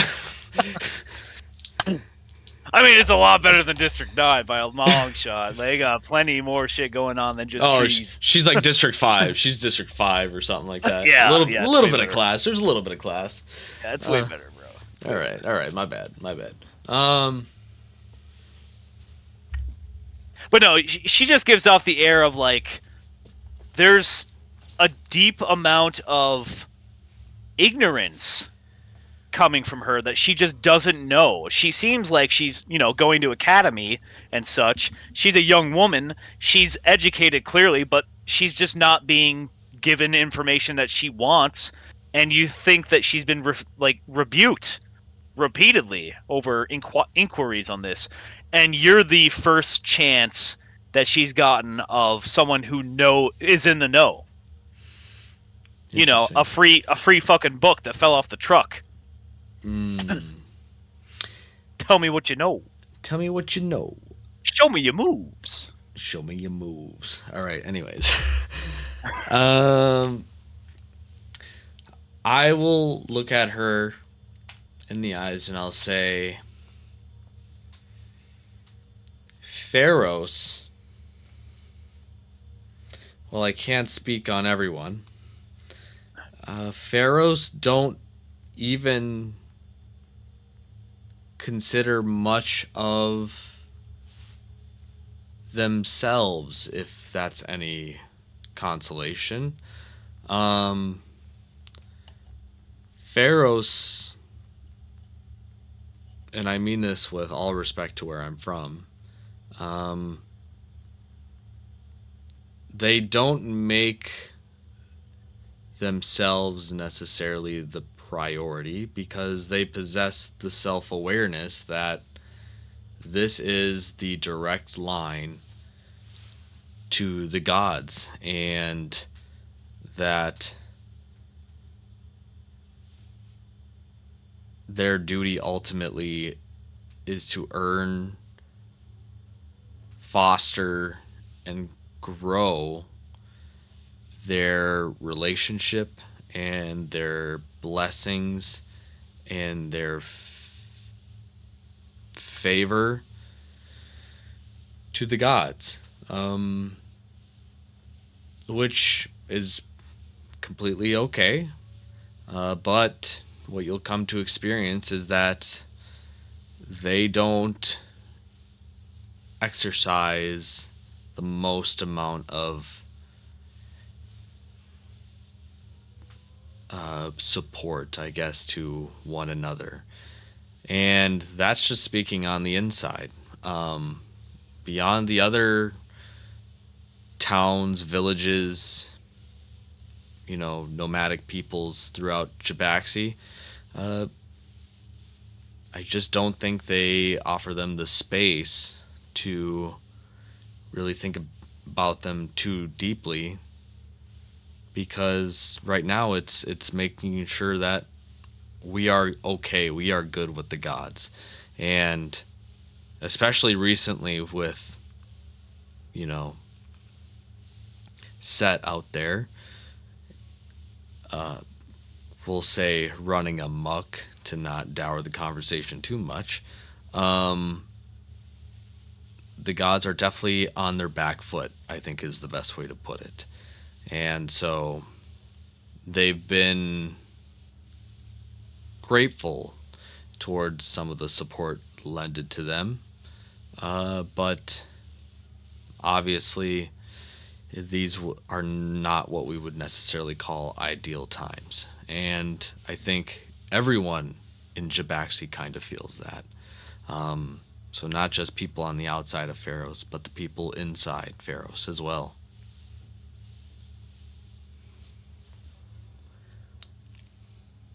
She begins to nod in understanding. Things are somewhat similar here. Um, there has been a lot of trouble and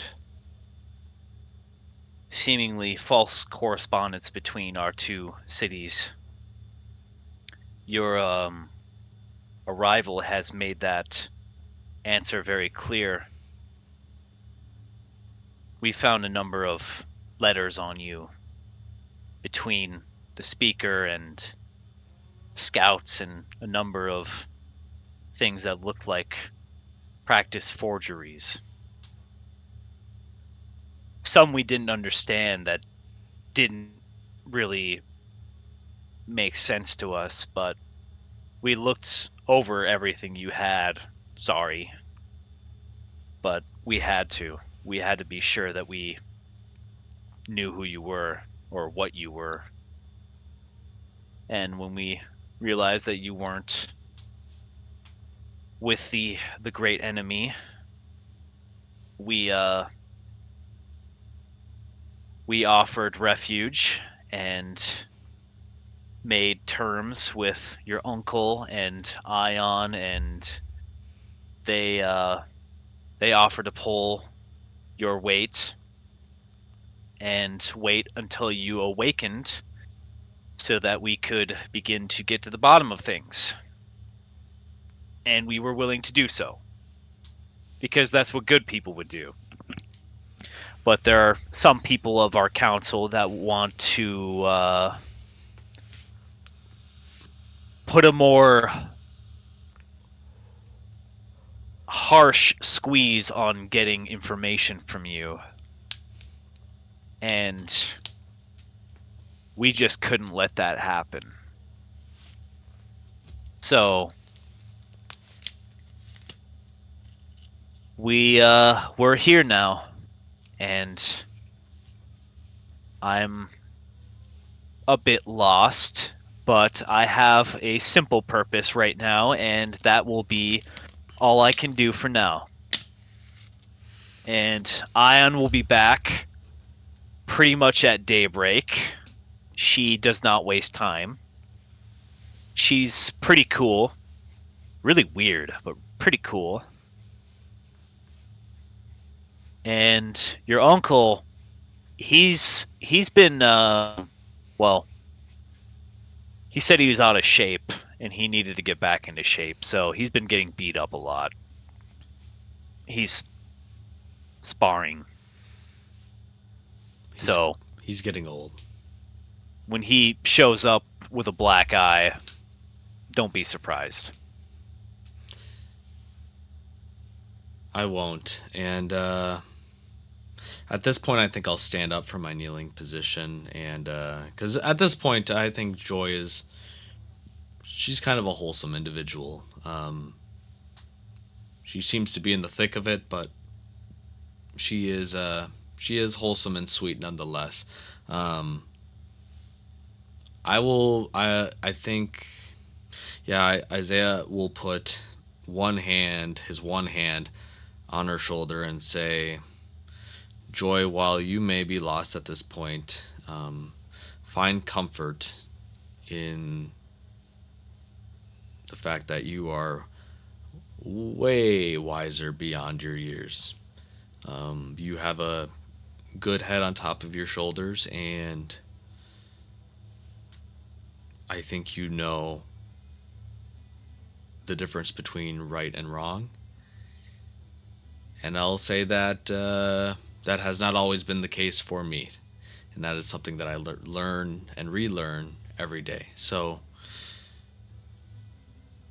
find comfort that while I may be a sort of quote unquote celebrity to those down there, uh, you are the type of person that I would look up to and strive to be.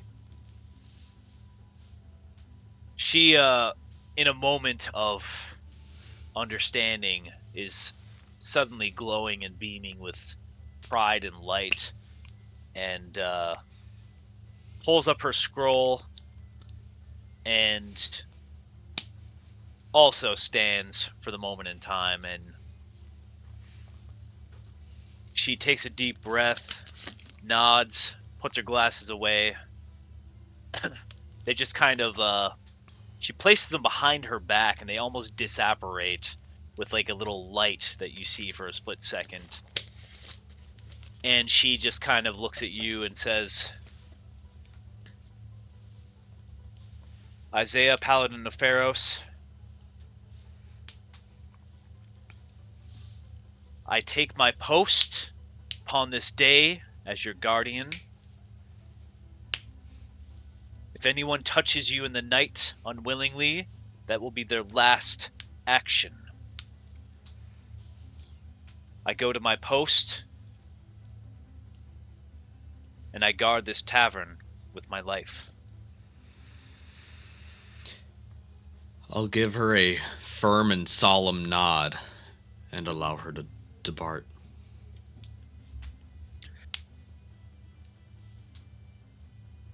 She walks out of the room itself, the tavern. You guys have been talking for a decent amount of time. The light begins to dim a bit, and you see the barkeep himself just kind of waiting. Eventually, what looks to be this kind of middle-aged halfling woman just comes out from the back. She's got a cook's hat on, a French cook's hat, of course. She's dressed in what looks to be some red garb itself. She's got some pretty hairy-looking halfling feet. She's got some hairnets on them, and only comes up to about his like waist level or so. They're kind of looking outside at the sunset itself, just kind of leaving the doors open and letting the nice summer breeze just kind of kick through. And the goblins themselves, some of them are waking up from their naps and begin to play some goblin games themselves, some goblin wrestling, basically just makeshift sumo with clothes on. God And bless. yep, they do their thing, bro. One of them finds a chicken. They're doing some chicken chasing. The greatest thing that's ever happened since sliced bread. And the tavern seems to be shutting down a little bit. It's just slowing down, and they kind of they look at you. They make space for you if you want to watch the sunrise or the sunset itself. And the day begins to close down if you want. Yeah, if we're this concerned about my safety that people are not only checking on me multiple times a day, but I are assigned to my post, I think there is a pretty compelling reason to be concerned for my safety, even though I'm only technically one long rest away from reuniting with Ion. But nonetheless, I think I will not hesitate in the terms of precaution. So in my room, I will try to come up with a makeshift barricade of sorts.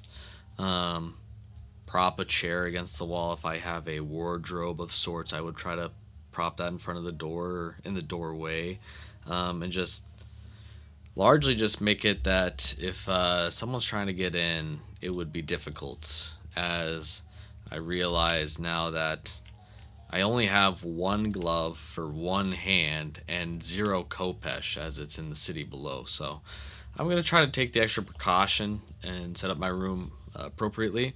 And once I get done setting that up, I think I would return back to my prayer. Um, and if I cannot take a long rest, then I will just do that in a sort of meditative state. I will say roll me a d20 just to see how well you can prepare your room. I'll let you add your intelligence modifier or your wisdom modifier for that. All right, Your all choice. right, I'll do that.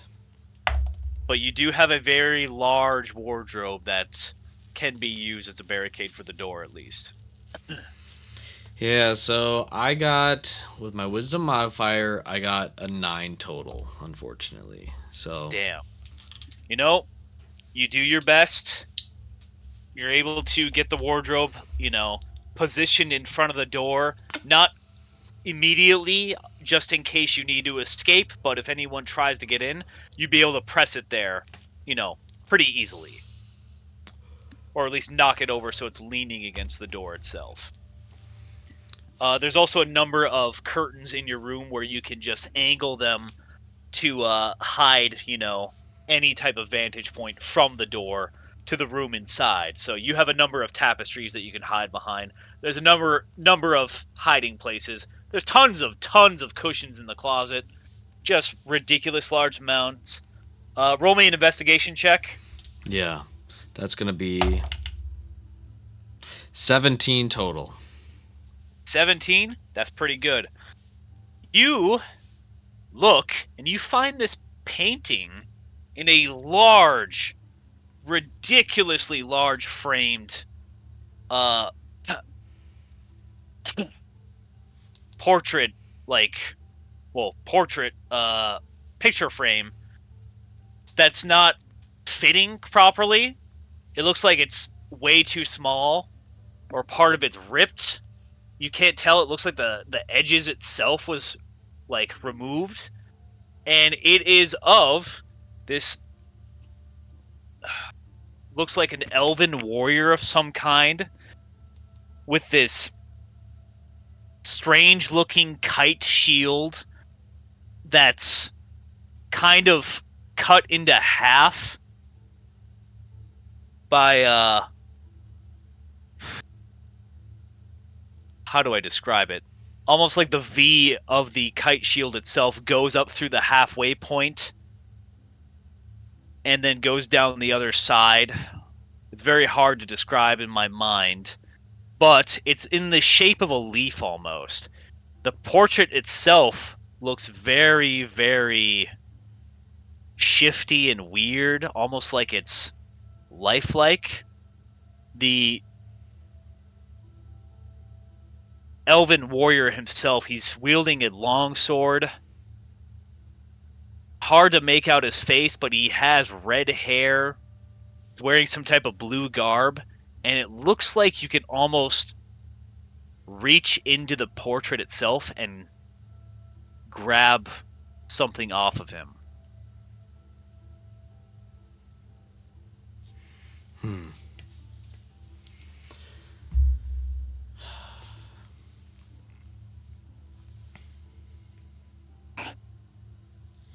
Can I just make a general like Arcana check to see if there could be any magical sort of repercussions for trying to reach in? Go ahead. It's a dirty 20. Dirty 20. It's a very docile, soft magic, it feels like. It feels not illusory, maybe evocative, evocation, or conjuration, one of the two. But it doesn't seem like there's anything, like, as you put a hand forward and check to see if anything responds, it's almost like there's no defenses, and it feels like this thing's been waiting for some time for someone to do this. Hmm. As you feel a heartbeat beating in your head in the rhythm of something familiar to you. If that's the case, then I will, in fact, reach in. You reach in and you see your hand itself turn almost picturesque, similar to the artwork of the portrait, and you grab what feels like the shield itself, and you pull it back, and suddenly you have this large leaf-like shield, silver-colored, but the shield itself, the edges are very sharp at the bottom. It is a +3 shield. Oh shit. And assuming you're going to spend an hour to, learn what you can about it, we'll just simply go ahead and I'll explain to you the shield's mechanics, which you'll have to write down because I didn't make this item in D&D Beyond because it would take too long. But this shield itself, I will allow you to name it because there's no particular name on the portrait itself, and its own concept itself is mirrored, or just some mere conjuration of some sort. But you can, with a bonus action, shoot the bottom part of the shield after blocking one strike, reducing your AC to a simple +1, but it'll work as a standard attack that you could shoot the bottom part out with that does a 2d8 worth of damage and lodges itself into the opponent.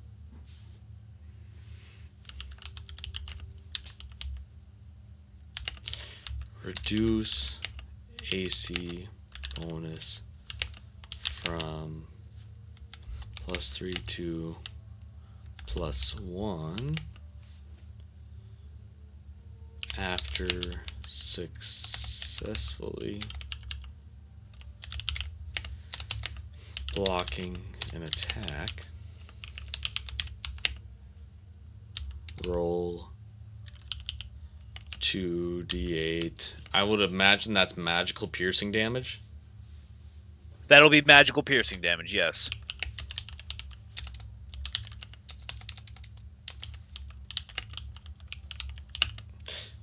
Okay. My question is that after I shoot off the bottom of the shield, can I reattach it to the shield, or is it You gone have to forever? use your You have to bonus action reattach it. It'll summon itself back to you, essentially. Bonus action. Reattach.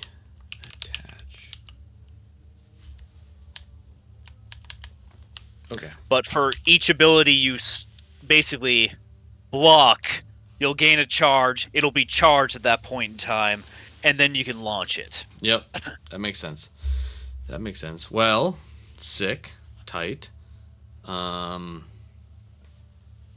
will place the other shield down, and I will ponder a name about it, but I do not have a name for it at the moment.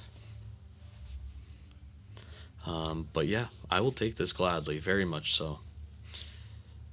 With the frame, is there anything else inside that I could potentially grasp at, or no?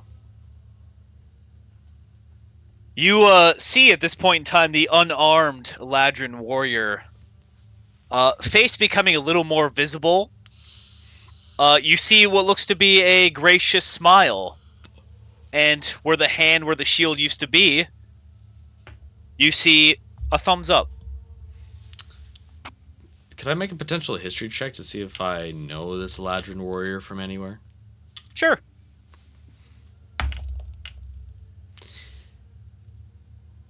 14 for 14. 14? He doesn't look particularly familiar. He doesn't look like he's of Jabaxi. He looks like more suited towards Salia, possibly. But at least the environment that he's in there, he doesn't seem like he's anywhere in particular. He just seems to be posing in a frame that's being used as the backdrop for this area.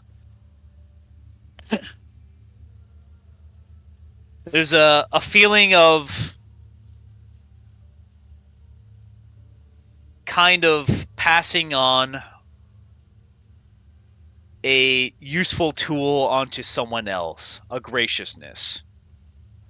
almost like I don't need this anymore and you need it more than I do.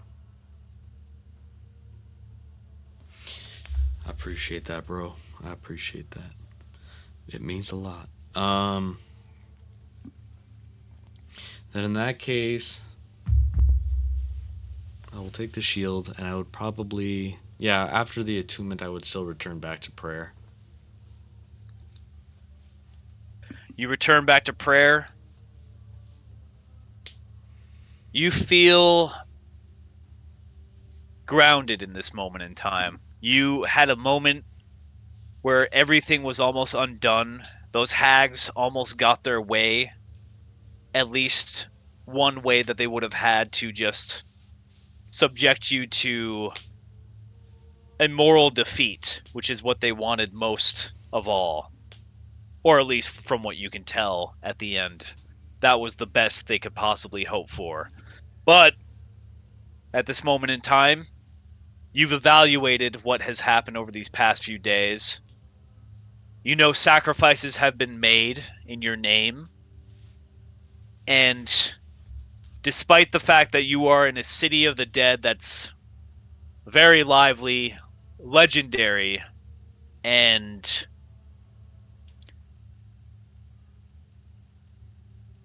maybe not as godly as Pharos itself, but close to in the worship of it, seems like this place suffers from its problems that are widespread throughout Jabaxi itself. There seems to be disagreements on the way things are done.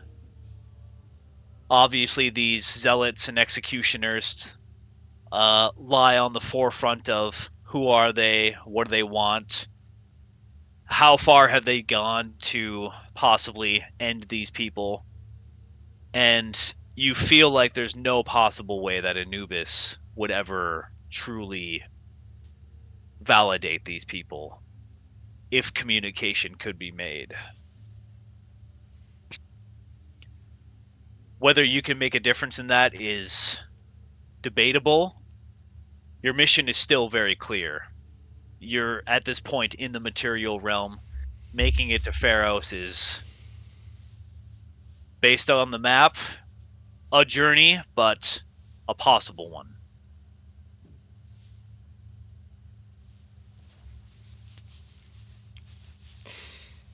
Oh man, interesting. Okay, that's a lot. It's a lot. Um, then I would see to it that I would finish the remainder of my night in deep meditation. You will hear the footsteps of what sounds like possible other patrons of the inn. Some conversations pass by here and there, wishing each other good night. And eventually you catch a knock at your door.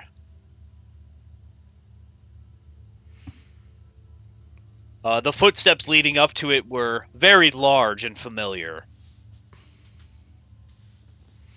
I would pull back the. I would get up and not spend 10 minutes, but I would get a little bit ready. Put some. Make sure I'm presentable, and I would adjust the wardrobe to peek out at who is at the doorway and who do I see. You see Al Baroque. He's waiting outside the door with a muffin, and he seems to be checking up on you, just saying, "Closing down for the night, Isaiah. All the patrons who are staying here are accounted for. So, if you hear anything, assume it's someone using the restroom. And if you don't hear my heavy footfalls, be wary, my friend. I am sealing the rooms with magic for those who request it, and I'm sealing the tavern doors."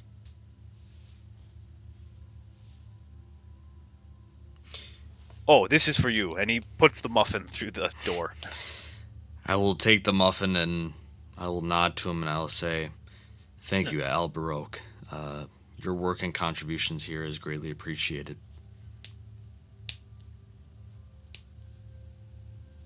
Thank you, Isaiah. We we appreciate you helping out with cleaning, and the goblins haven't bothered you or anything recently, have they? They tend to steal and bite on occasion, but they'll give back. And you can bite them on the ear if they do anything out of line. I I appreciate it, Al. No, the goblins have not been a sore spot for me at my stay here, so don't worry about it. All right. I left a decanter under your bed that if you put it on the right nightstand and turn it to 3 o'clock, it fills with wine. So you need a nightcap. There you go. But I'll be retiring to my watch at the doors. Good night. Good night, Al. Thank you. And I will shut the wardrobe. Yep. Yep, you hear him depart. You have your muffin. It's banana nut. Uh, and you can continue on with whichever you wish for in the middle of the night. Well, first of all, I'm going to eat that banana nut muffin. All right, you eat the banana nut muffin. Fuck yeah. It's properly moist, Okay. seemingly refrigerated. You don't know how. Fair enough. In the middle of a desert, it's crazy. Yeah, powerful magic's at work here. Impossible. Yeah, impossible. All I will ask from you is a perception check. All right, perception check. Eat the muffin, and I'm going to, yeah, like I said, probably go back to deep meditation. But my perception check is going to be 5 total. 5 total. You hear what sounds like some subtle booms here and there in the middle of the night, almost hard to place. It sounds like wing flaps, maybe, or explosions, but they sound so very distant, and you can't quite place what it is or where it is. But you are currently in a safe place at this moment in time, and is nothing of deep concern to you at this moment.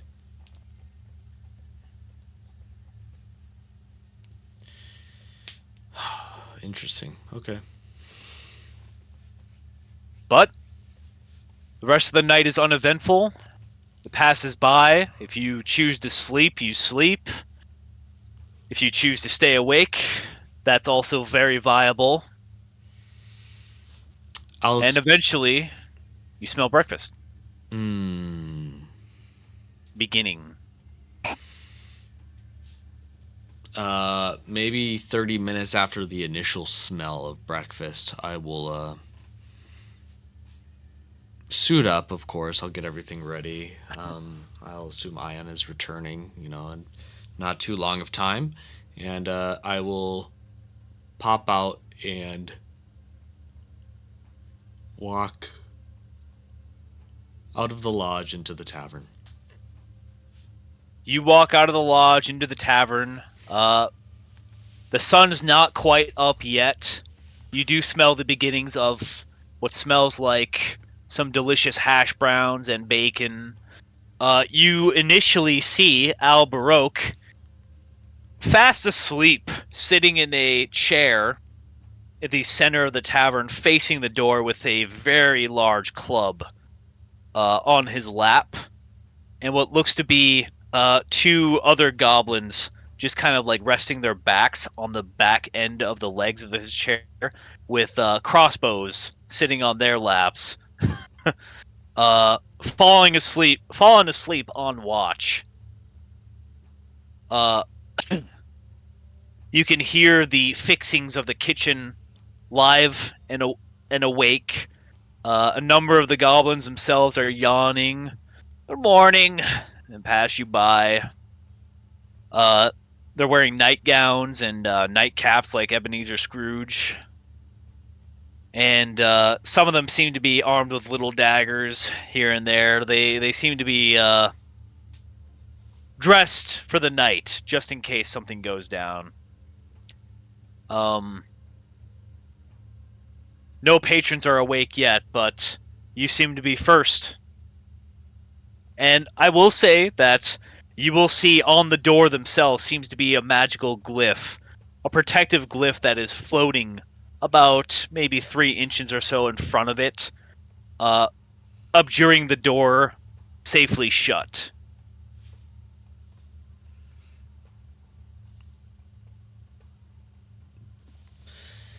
Interesting. Okay. Well, I will order breakfast again. This time I will ask for a Reuben. I would really appreciate a Reuben and maybe like a glass of orange juice. Um, I think I would really appreciate that if possible. This freckled goblin, she she takes your order. She's got a little notepad and she like writes down Reuben, and like suddenly she stops in a dead sweat, and she looks over at another goblin with a name tag Reuben on. She makes eye contact with you. Do I notice the name tag? Yeah, you Okay, do. okay, okay. You know, she stops, breaks pencil. I would look at the goblin one and I would say, no, no, no, no, no, no, no, no, He's, the he's eating sandwich. that octopus spaghetti, just slurping it one big noodle. Oh, stabs him in the temple. Oh, man. A tear comes down her cheek. Oh, my gosh. As she draws her knife. Oh, my gosh. It's like the meme. But then she says she understands you mean the sandwich, and she woo wipes her brow, and puts her knife away as she walks away from the back of Reuben for a second and reports to the kitchen. Did you ever see the GIF, the tweet of a dude that I think it was a black dude that says, you know, when the race war starts and I have to kill Tony Hawk, and it's the picture of the dude with the fedora crying, holding the gun to him. And Tony Hawk replies, he's like, I appreciate you at least, you know, having second thoughts about it, but no, that's pretty funny. That's what I thought of for those goblins. But yes, Reuben, orange juice, and you know, a good start to my morning. Yep. Your Reuben will come out.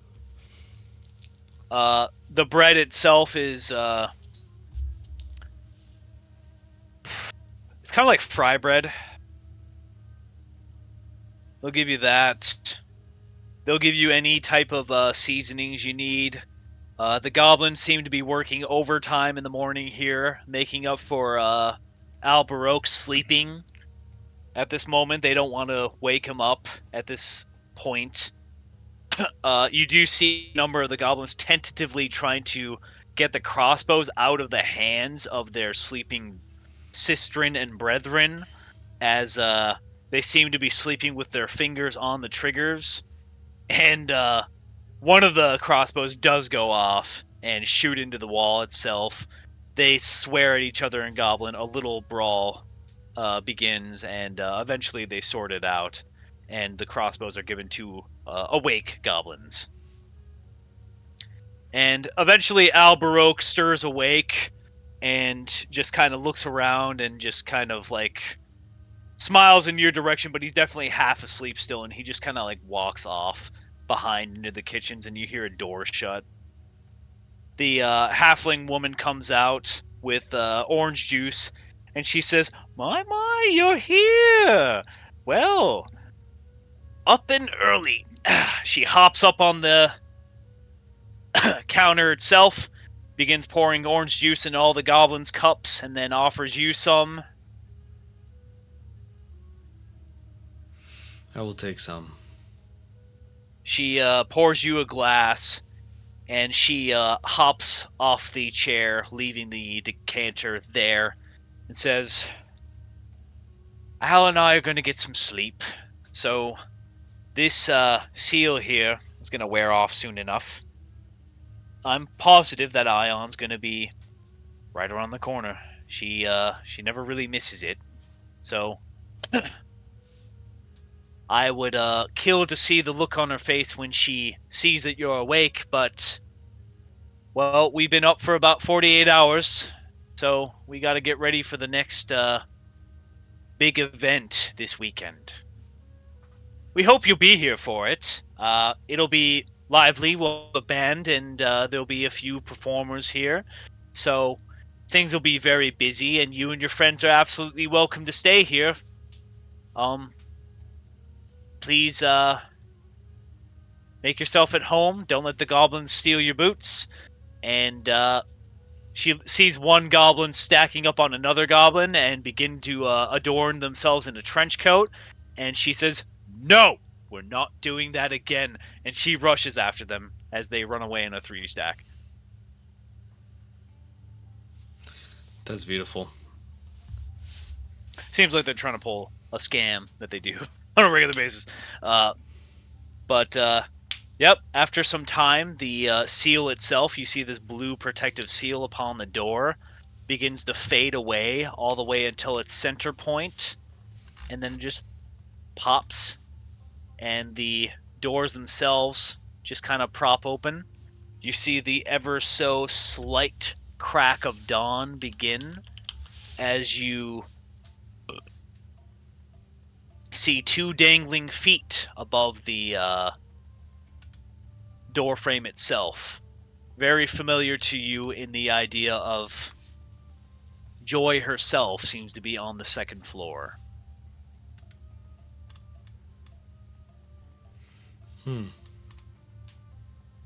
She just went all the way up there?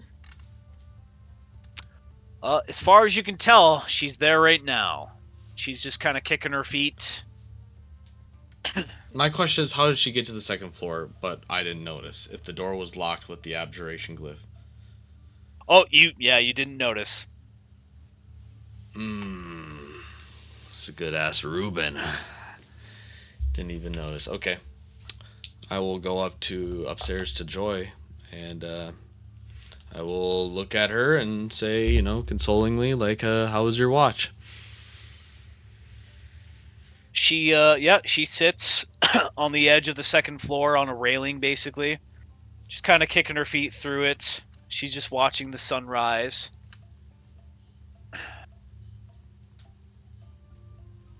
If you believe it, the sun's late again. 3 minutes this time. But, it was pretty normal. City's loud at night, and I'm sure some people are scrambling to make peace again. Not everybody obeys the curfew, but I suppose they don't have to if they can take care of themselves.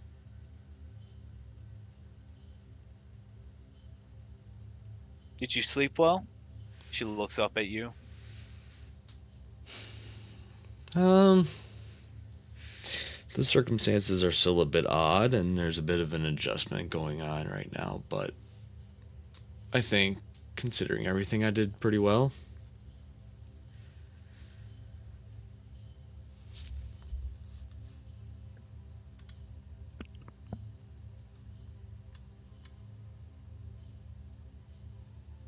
Sun begins to rise and crest at this point in time, and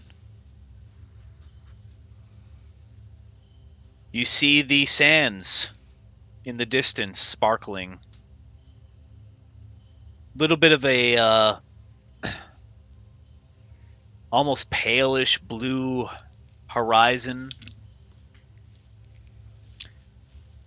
It's hard to stare at for a bit, but distantly from the ground level, you see what looks to be a rather large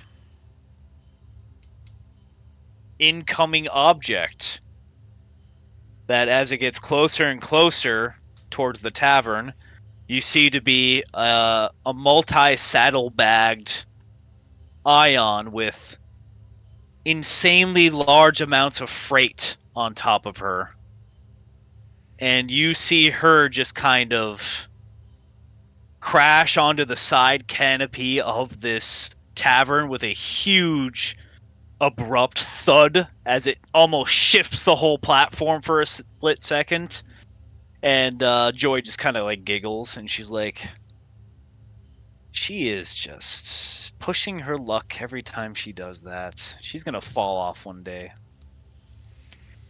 And you hear Ion just slowly doosh, doosh, drop these massive saddlebags full of whatever on the side canopy deck of this tavern, and you hear her just like abruptly knocking on the door, just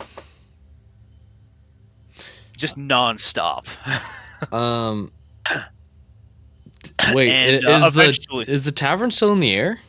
yeah, the tavern's in the air. So did she fly up in lizard folk form or in giant fucking world serpent form? Oh no, lizard folk form. She had these 4 giant saddlebags draped around one shoulder, around another shoulder, and then around her waist on the bottom as well.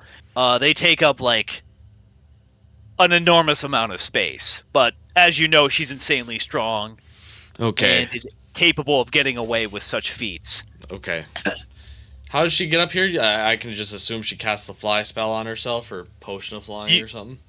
You get the idea that anybody who does come here either has a key similar to you, or or it was the fly spell of some sort. Okay. She definitely didn't just jump. Okay. I was about to say, I'm like, how is this happening? But She did crash. That is for sure. And eventually you hear some of the goblins open the side door itself, and they go, ah! And they begin unpacking all the saddlebags. From what you can hear, you just hear them tearing into all the pockets and such, and some of them are immediately eating bananas, throwing the banana peels on the ground and causing each other to slip. And everything seems to be joyous at this moment in time, and Ion is not even waiting. She's just, petting some of the goblins. Doesn't notice you guys initially, and just goes inside.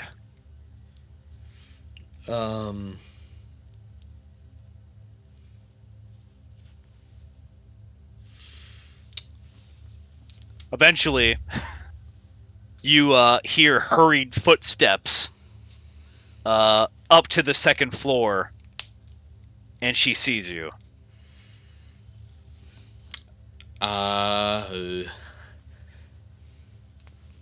She's pausing. I would look at her, and I don't necessarily know where we stand, if we're on the best of terms, if we're okay. I kind of made a decision that let her get the shit get rocked out of her. But nonetheless, I will say, hello, Ion. Good morning. You see her with a very stony face, completely emotionless and stoic. And when you say hello, tears are flowing from her eyes. And she starts slowly walking towards you and gives you no choice on the amount of hug she gives you. There's no saving throw that I could roll to get out of this hug. There's nothing you can do. If you roll a nat 20, you can possibly get an arm out.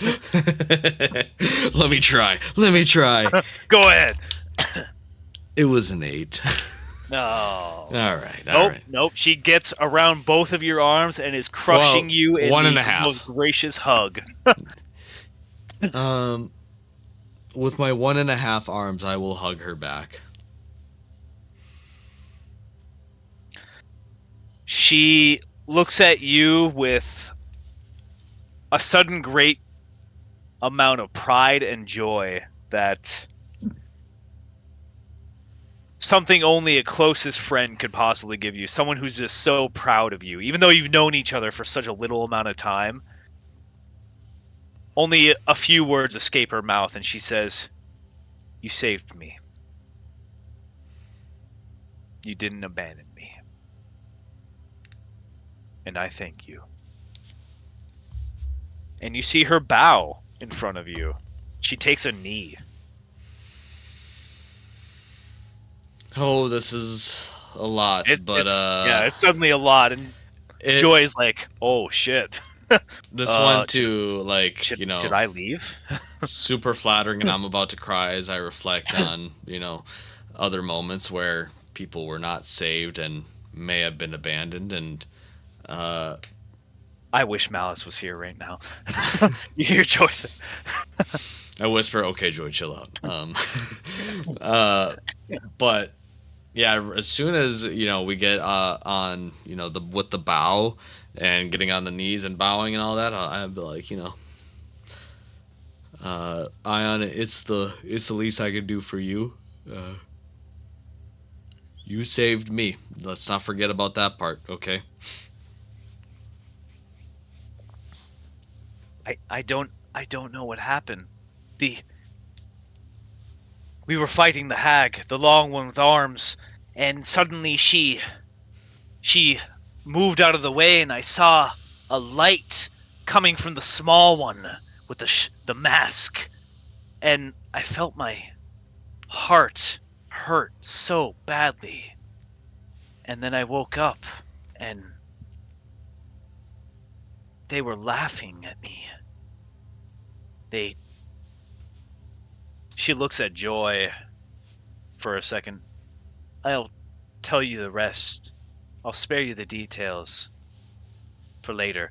You got me out of there, and they were doing things to me that I cannot mention in any company. Just know that those hags will pay. Amun is taking steps towards helping her people find them. And they Does will Joy pay. know that that's Amun? She says Amun. She does not say Ra. Uh, as far as you can tell, Joy's demeanor does not change at all, but she does get serious with the change of topic of conversation. Is Amun a colloquial name that like anyone would name their Uh, kids, or is it yeah, kind of like yeah. Jesus, where like, okay, you're not gonna name your kid Jesus, you know? Is it that type You of know, God status where people would still name their kids after him? like there's guys named Jesus. That's Like, true. This I is would true. say, with the amount of time you were in Salia, there was a number of girls. Like, you hear the word Colette describing a city, and even though it was never brought up, like, it was always implied that like there's a lot of girls named Colette. So they would always call her. They would always call them, Letty for nicknames, or like C and then their middle name or something of the sort. It's not an uncommon name to be named Amun. Okay. Okay. All right. I'll allow it. But you get the idea that, as far as anyone knows, the cover is that he's your uncle, Ion's your friend, and that's all you've got. You don't know what explanation you've been given for why you were in the underworld or anything of that, because you haven't been asked or questioned or grilled anything of that sort at this moment in time, which is good. Uh, but Ion looks at you with graciousness in a amount of loyalty that's kind of scary as well. And while she doesn't consider Joy a threat, she doesn't want to talk to you about certain things in her presence. Okay. You get that idea very easily from her. Yeah. Um, I think I would look at Joy and I'll say, Joy, I've appreciated your company and your support over the last couple of days. Um, but if you don't mind, I need to speak with Ion on some private matters. So if you don't mind, we will be dismissing ourselves and we'll probably go back to my room.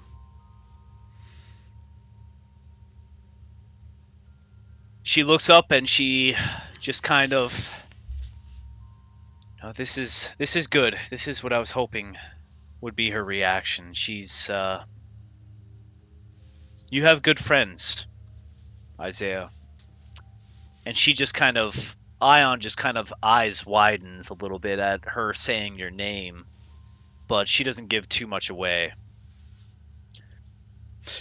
One of the chairmen will be coming to see you and ask you questions now that you're awake. We have informed them of your current position, a trusted member of high society here. That is someone we care about and cares about us, Jabaxi at large. So you can wander and meander. He'll find you. Okay. Well, in that case, Ion, let us let's go back to my quarters. And You see Joy blush a little bit and just jump off the tavern. oh, jeez. Okay. Yeah, she like flushes a little bit and she covers her face and she's like, "Oh my god!" Wait And until just Malice hears about yeah, this. you know exactly what's going through her head right there. She's like, "I'm gonna fucking tell him that." He's God damn it. fucking done. God damn it. Yeah. All right. Okay, so we're back in action. We had to take a little baby break there, but we're back in the game now. I go back to my quarters with Ion because that's the only place that I'm like, this is the closest thing that I have to privacy in this, tavern lodge place. And so I'll guide her in there, and I'll start with a very simple question. I'll say, "How are you doing?" Ion looks at you with utmost seriousness and says, "These have been the best days of my life. I have met so many people. Did you know how many people are in the material realm? There's at least 400. Have you met all of these people?" With utmost seriousness. They all smell different. All of them, even the families. Each individual one smells different. Some of them better than others. This is true. This is true. I have met a lot of people, Ion. You'll at times come to feel that in certain places there may be too many people, but 400 people, I don't know if I can put a number to how many people I've seen, but you'll start to you'll get adjusted quick to the amount of people in the material world. But yes, I'm sure this is. I keep forgetting that your exposure to other experiences that don't involve, the Sacred Heart, are limited, to say the least. So a lot of this stuff is kind of new to you. Ion, her eye focuses on something for a split second in time, and you see that she's noticing the shield that you pulled from the portrait. And she just kind of looks at that, and she points at it and says, "That sounds like the Sacred Heart. I can hear it, the old heart of Jabaxi. You did something to it, and I can still hear it beating now. It's getting louder. You're changing things, Isaiah. And I think these people don't realize how important we are." You see her smile for a split second when she says "we." Oh, I love Ion. She's so sweet, wholesome, and dangerous and scary and terrifying. Yes. As all women should be. The proper um, ones. uh, I will inquire further about what has occurred while I've been gone. We'll I say. have been performing things called Manuel Labor, and I am very good at it. I'm better than most other people. They need to use magic to lift things that are way bigger than them. I don't. I'm just way stronger. I have beaten everybody in a contest except for one person, but she cheated. Did she cheat or is she better than you? She cheated. Okay. Okay. You're so right, Queen. She rolls a Um, deception check. oh man. She rolled a 2. My insight is just a +5. Yeah, yeah, yeah. um, She's lying. but okay. Uh, that's interesting. I will warn Ion. I will say, Ion, you have to be careful showing everyone how truly strong you are, because if someone starts asking the right questions, they might find out that you are a giant serpent uh, that can devour a lot of people at once if the mood were to strike. Not saying that you would ever do that, but until we get to Pharaohs, I would say maybe a low profile is the best thing for us at the moment. Amun gave me a starter advice of laying low, being as basic and as simple in my answering of any questions as possible. And if I don't know how to answer it, or if they try to ask elaborate things, just say I don't remember. That's what he said to say. And Okay. to say that I have some scrolls to return. Because apparently they used to rent scrolls in his day. Do you still rent scrolls? She Uh, looks at you with inquiry and seriousness. no, Amun. Amun grew up in a different generation. We have plenty of scrolls for plenty of people. More than 400 people have Okay, scrolls. okay. You see, he's really old, and I'm really old, but I've never been part of. She points at the whole room. So I have no preface. This is new and exciting. So technically, I'm not dumb like him.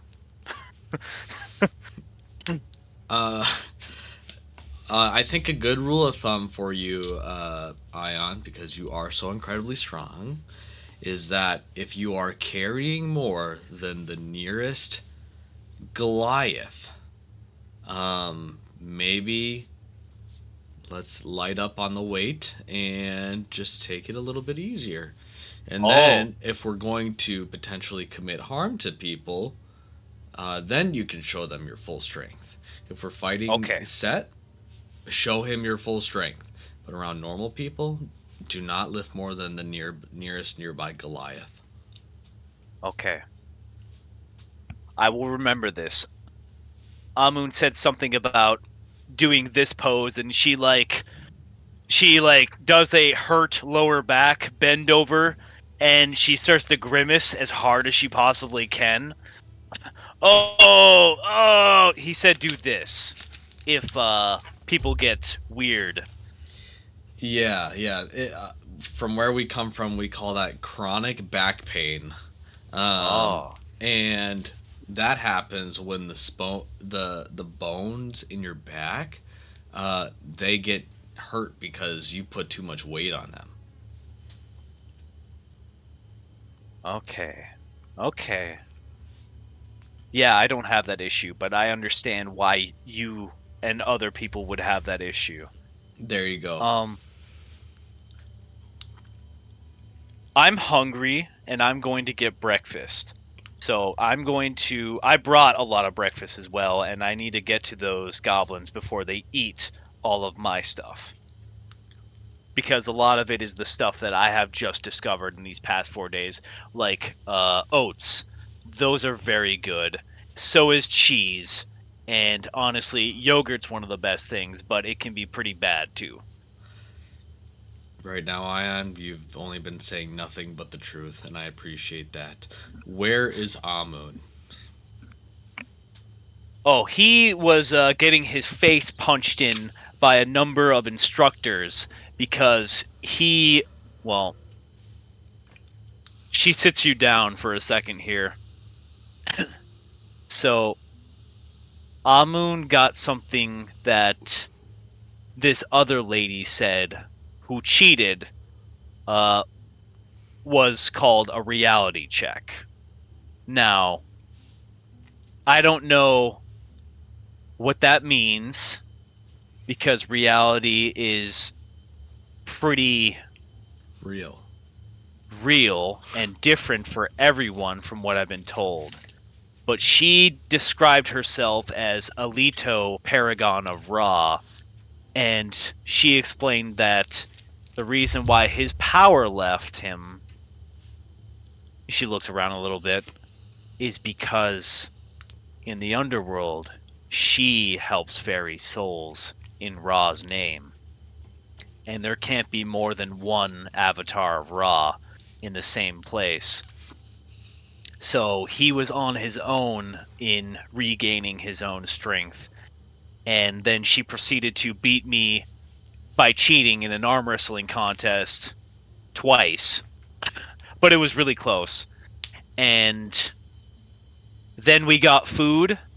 Uh, she threatened a lot of the really important people in this city after she had discovered that they were trying to throw you in a prison cell that I would have easily broken you out of because nothing can contain me. And Yeah, I agree. so a bunch of people started arguing. A couple of crossbows and spells were aimed at each other. And I wasn't even worried because I knew I would kick the shit out of all of them. But Amun was crying. He's going through a lot. He's And gone he'll through a tell lot. you that he wasn't, but he was. And that's important because Alito, she's pretty cool. She's not my favorite, but she's pretty cool. She said that she was going to go back under, take care of things there, and she would check up on him here and there. So he said that he couldn't be the same man that he was before and needed to, well, do what I guess all men do and make a name for himself and have a very late midlife crisis, he said. Would you would you believe So I think me? he's down by the training field. Yeah. Would you believe me, Ion, if I told you that I believe you've already learned too much? Well, I assume that every man in the world is going to go through this situation, and debatably even more than once, because Amun is Amun. He's been around for a while, and I don't think he learns very well. So I think I'm already better than him at that. I'm gonna pretend I didn't hear that because I feel like I would have to tell Amun that. But I appreciate you giving me the information, Ion. I think it's in our best interest to get Amun. But I'm also told that the nighttime here is very treacherous.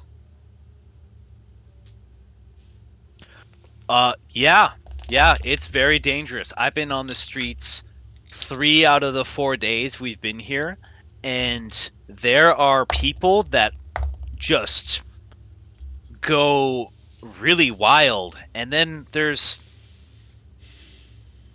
Set has a hold on something here, and obviously we're really close to the Duat. And if he's after something in this city, that's not good. He's been sending what looks to be a lot of soldiers here, but this city's very well guarded. It doesn't mean that they're gonna be able to hold out forever, though. It seems like they're doing well, I would say. But it seems like a lot of people are worried with our arrival and what this could mean. Yeah, I've been hearing similar things from Joy. It sounds like there are executioners supposedly out of there that may be skeptical of people like you and I who have existed in the underworld and lived to tell the tale. So that is a potential concern to me. I know that this last week or so proves otherwise, but I think from here on forward, my main goal would probably be to stay focused on Pharos and try not to get distracted by other things. So if we can avoid the executioners, I think that would be ideal, but we can only do that to the best of our ability. And sometimes the best of our ability does not yield us the most favorable odds. So just keep that in mind. I will remember this forever. She stands up from the bed, grasps you by the shoulders, and kisses you on the forehead with her lizard folk mouth. All right. All right. Then she wipes your head Oh, and straightens your hair. She wow. licks her hands and straightens your hair a little bit more. And then she proceeds out the door. The moment she opens the door, you see Malice just standing outside of it with glossy eyes. You see her abruptly double hand push him on the chest out of her way as she just walks past him. Oh, you're a And then dick. you hear her scramble down the hall and you hear him follow. Oh my gosh, that's hilarious though. He's dressed very differently. He has flowers in hand, and she walks right past him. Yeah, that's tough, man. That is tough. You know, he'll get him next time. You'll get him next time, buddy. But I will continue. Jeez, a lot to process here. I'm gonna help my boy Malice stand up, and I'm gonna brush him off. I'm gonna wipe a tear from underneath his eye, and I'm gonna be like, She touched me. Voluntarily. That's good, right? That's good. "Yeah, Malice, that's great. That's great. But give her some space. You know, she's going through a lot right now." Oh, yeah, no, you're right. You're right. I should. What is she like? What's her favorite? Does she have a favorite flower, favorite food? Does she like chocolates? What what can I get for her? Um, Malice, she loves new things, but she loves cheese. Cheese. Most women love cheese. A single slice will do it, man. Okay. I know a couple places I can go. I'll be back. I'm not on shift right now. This is just personal, so don't tell her anything. Okay. Um, Please. I won't tell her that you Are have you, my word, Malice. he comes back. Are you guys dating? Are you guys together? Is this a thing? Or are you like cousins or something like that and she's just close to you because your extended family. I have a dwarvish cousin somewhere. I look at Malice and I say this in all seriousness, with no contempt or not trying to flex anything like that. I just tell him in all honesty, Ion has saved my life, and I have saved Ion's life. So the type of love that we have with each other goes deeper beyond a relationship, I would call it. we have the type of love that comes with the understanding that we got each other's back. And I will never take that for granted and turn that into a sort of relationship of sorts. Um, and that's what I say. You see a look on his face with a look of understanding and recognition, almost like a certain degree of that relationship reflects upon him and Joy a bit. And he dusts himself off, picks up his flowers, and just... So I'm not stepping on any toes. It's good to know. Nope. Because I swear, I'm going to get her one day. Just be careful because if Ion decides to step on your toes deliberately, you are not getting those toes back. Yeah, that's probably true. He looks at the part of the wall that he was pushed into. It's a little bent, a little creaked, Yeah. a little bit there. His tail definitely dented it as he collided with the wall. And he salutes you. Then he relaxes and goes back down the hall. Okay. Then what time of the day? It's still morning, right? Oh, it's early in the morning, yeah. Yeah. Then I would probably get suited up. Um get out of the room. Can I find Ion somewhere? Yep, she's beginning to eat her breakfast. The goblins have uh started to like corral around her and parade a little bit. They're also eating the same meal as her, which is like an amalgamation, like a breakfast bowl of like oats, bacon, eggs, and yogurt, which is horrid. But to Ion, it's the greatest thing that she's ever had in her life. And some of the goblins seem to agree. The other ones are a little more of the sophisticated palate, and they're just like, I will not have oats with my yogurt, bacon, and eggs. And you see Malice just trying to get his courage up, and he just kind of leaves to go get cheese, you assume. That's beautiful. I wish him the best of luck. Maybe a Yeah. nice Gouda, or a Munster cheese, a Mm. habanero Jack. Ooh, there's a lot of Oh, options God. out there. There's a lot of That would options change out the there. game. Change the Uh, game. uh, I will. I'll put my hand on Thorin's back and I'll say, "What's your plan for today?" On whose back? Ion's. Ion's? Ion's like... She starts chewing her food a little bit. She looks at you, and she just... In between her chews, she just... Well, I was going to go check on Almoon down at the facility, and I was going to obviously check on you. I can tag along with you if you're going to go somewhere, but I was just going to go find a bookstore. Well, then we can just make a list of errands because I was going to head down to the city because I have a certain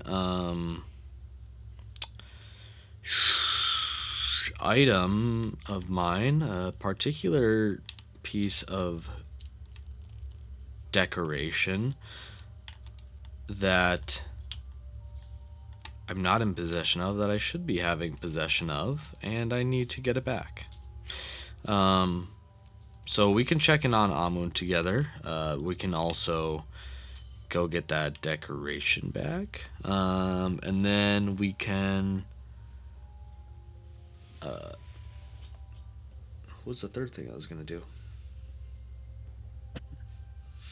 I think that was. I think I might want to go to a magic store, to be honest. Just double check. We can just run general errands as well while we're down there. All right. She downs her bucket, kicks the goblins off her presence, and she'll depart with you. Where do you want to go first? Um, we're going to go down to the town, and I'm gonna once I get. I don't know if I can just go anywhere in the town. I want to go, if possible, as directly down in the direction of where that web is going. Perfect. You look. There's no obvious staircase. There's no simple way to go down any material way. There is simply just down in reality. So Isaiah, you look down, and Ion's with you, and she puts a hand out to hold yours. Does Malice see this? He's gone. Okay, good. God, his heart couldn't take it. Um, okay, it's a leap of faith. Took the words right out of my mouth. She looks at you, smiles, and then she just drops and drags you down with her. And it's very sudden, it's very fast. You're going past a few clouds here and there. You come across the ground so fast, and then you suddenly slow very fast before you hit the ground. And you find yourself on some beautiful city streets. Looks to be some type of blue stone carved straight out of the mountain into what looks to be a number of intricate streets that go up the mountain itself. Some of them are labeled with signs that say Striped Way,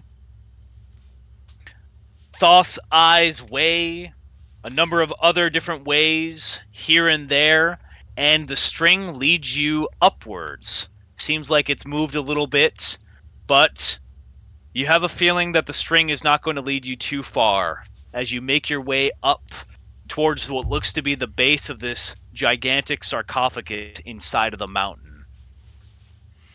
Oh, jeez. I will proceed forward. As I'm going into the sarcophagus of the mountain, can I find a makeshift or temporary weapon in the meantime?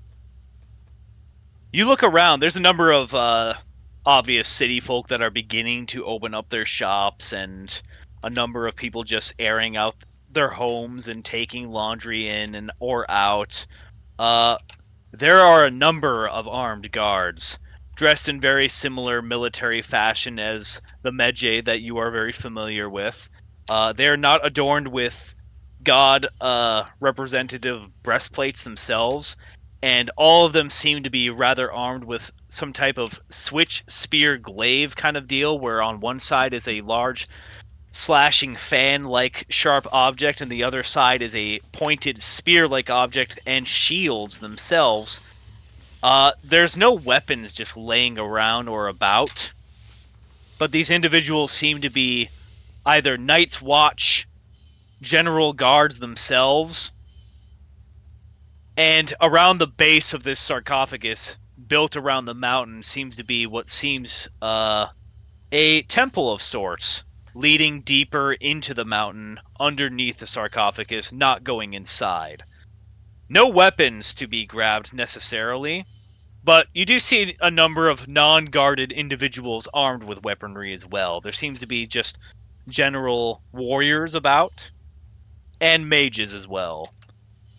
Occasional blink dogs and other beasts of sorts, griffins, a number of winged camels that eye you a little bit. Um, then I will just continue to go. I won't jack any of these people's weaponry. Don't really want to do that. So I'll just proceed in the direction of the web, dollar in a dream. I'll ask you this: did you take your shield with you? I definitely took my shield with me. All right. Well, you make it to the entrance of this mountain. Looks to be a temple dedicated to the very thing depicted on your book. One side of the temple, the doors themselves are adorned with a baboon with glasses. The other one is a crane with glasses. On the temple's title, you see Thoth and Tahuti, but no distinction of separation. Interesting. Is there like a fork into the mountain itself where it splits off, or what? Nope, no fork, just one entrance. Okay. Interesting. Okay, then I'll continue. I'll continue to proceed forward, and I will enter with Ion. As you enter, you see a number of guards going about patrols, and some of them stop in place for a moment in time when they see you, and they begin whispering about themselves. They look at you. Some of them seem to recognize who you are or what you are in general. Some of them point at your shield and seem to whisper interest in that as well. And as time passes, you walk further and further into the temple, and there seems to be a further plaza inside of this place, well lit, number of knickknacks and bazaars here and there, and you come across what looks to be a temple of Iset deeper inside. That's where the web is leading. Uh, there's no armed guards outside of here, but simply seems to be worshippers, priests, mages of different sorts, adorned in white and gold. Very similar to the colors that you see her normally associated with. And you see what looks to be a, surprisingly, a blue tiefling man uh, standing in front of a desk with your Stinger of the Web Weaver strewn up, casting webs upon the walls themselves, seemingly mending them into what looks to be a tapestry of the map of Jabaxi. Your Web Weaver looks different. It looks almost like there is some type of earth that's been bestowed upon its blade, but the emblems themselves depicting the gods seem to be very activated at this moment in time, especially the one from Iset. And this tiefling man, he's wearing what looks to be a toga of sorts, exposing his right shoulder. You see a number of duat scars in a different form of coloration of psoriasis on his figure itself, giving you the idea that he's traveled himself. He has a curly goatee-like beard, pencil mustache, and he looks over in your direction as soon as you make your presence known and people begin to whisper towards him. He looks rather pleased with your presence here. Interesting. I actually want to do something really quick, if this is even possible to do really quick. I would like to potentially analyze the component of my leaf shield, the part that detaches and retracts as a bonus action. Can I roll an Arcana check to understand how that works?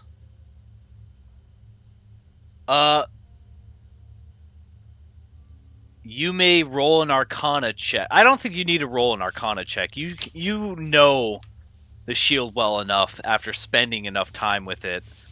If you basically, if someone swings an attack on you, either they match your AC in the attack and strike you, causing damage regardless, or they miss you, simply charges the shield with a charge, which will allow you to detach the bottom in a very fast jet propulsion of magic,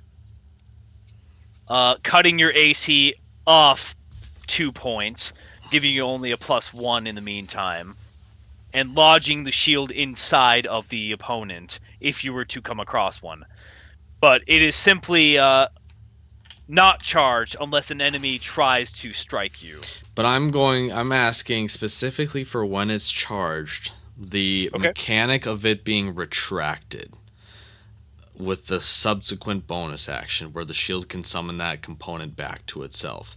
Do I understand how that works as well? Yes. It is basically in the same sense that Thor's Mjolnir hammer throw happens, and the shield itself can be recalled to you the same way that the hammer is. Nothing can really stop it, and it will take the easiest path back to you. And if it can't get back to you in an easy way, it'll force its way through in a lethal way. Okay. With that understanding of the shield, can I channel that magical understanding of the nature of how my shield works with its bottom component to the main body of the shield with my only hand channeling that magic down the web that is connected to the sword of Neath, the web slinger, uh, web weaver. I'm sorry, not web slinger. The fuck is not Spider Man. Channel that magic down the web towards the web weaver to recall it to my main hand. I will say that since you have entered this temple of the gods of magic in the Egyptian pantheon, not Egyptian, Jabaxi, pardon me, but actually the same. Uh, Bless you. and with this very interesting idea, I will allow you, if you roll an Arcana check and you get at least 19, you can channel that capability. Fucking hell. Okay. All right. Come on. Big money. Big money. You have to get a 19. Fuck. Natural 17 for a dirty 21, buddy. All right. You feel your understanding of magic is very well bolstered. You have tried some different things in the past. You look at the world differently. You have the feeling that if you could get your hands on the web weaver one more time, just even like within a distance maybe, you could use this web to recall your web weaver. Okay. So I hold my hand out. It does not come back, but I feel a tingle. You see that it is currently webbing itself to the walls in this temple right now. That might pose to be a problem, but it seems like the web weaver is providing some type of service. You can't be absolutely positive as to what that is, but it's doing something here. The tiefling man sees you approaching, and you see him refer to a couple of the priests and other monk individuals to give you some privacy. I will approach the tiefling man. And upon approaching the tiefling man, if we are in a private space and they're not talking to me, or if they're not around, I should say, within earshot, I should say. Um,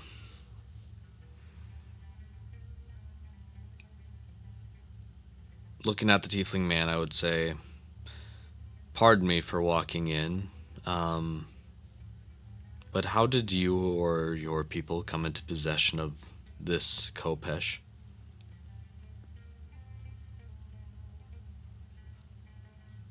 He looks you up and down, crossing his arms. Ion seems relatively relaxed. Him the same. He just simply waits until everyone is gone, and he walks over towards the table in which the Kopesh is floating above, and he pulls out two things. The box that you trapped the rib bone in, and your left gauntlet, and puts them on the table, and asks you. He walks around to the other side and asks you to come forward. Hmm. My friend. I would step forward. I am Aslam Durai, chairman of patronage of Chiraku. I have been a proponent in your continued stay here, and I will say that we came across this Kopesh upon during your rescue.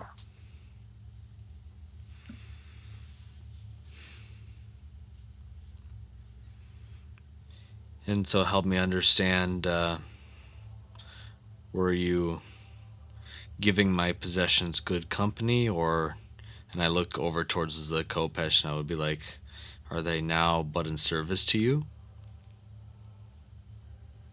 Your Kopesh seems to work on a mind of its own and does not accept us as its wielder. Only one of us has found a decent understanding of it. Its knowledge is beyond my own. I will say that it, in its current state, causing you to be unarmed, is a strong proponent in me negotiating your stay here with my other chairman. I am doing my best to avoid your imprisonment or execution in whatever way possible. Chiraku is a very dangerous place, like any other place in Jabaxi. The great enemy is everywhere, and so are seemingly other threats. So I did not disarm you out of maliciousness. I simply did so out of your safety and out of the inquiry of knowledge itself.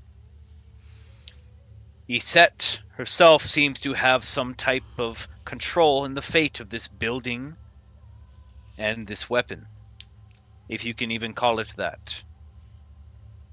Seems like far more than just that, in my opinion. But you'll forgive me on my elaborating. My friend, have you found yourself in good company? First of all, I appreciate your transparency. That does mean a lot. Um, the company I've been provided has been most excellent, with Malice, but especially with Joy. She is a lovely lady. Um, your academy, or this academy, is large to have. Not large. What the hell? Lucky to have her. Um, but beyond that, I'll inquire if he's learned anything about this rib that he's been in possession. If yeah, they've been in possession of. I would ask you to open this box for me. Oh shit. Does that mean he can't open the box on his own? Or maybe it's out of respect thing. How would I? How can I interpret that?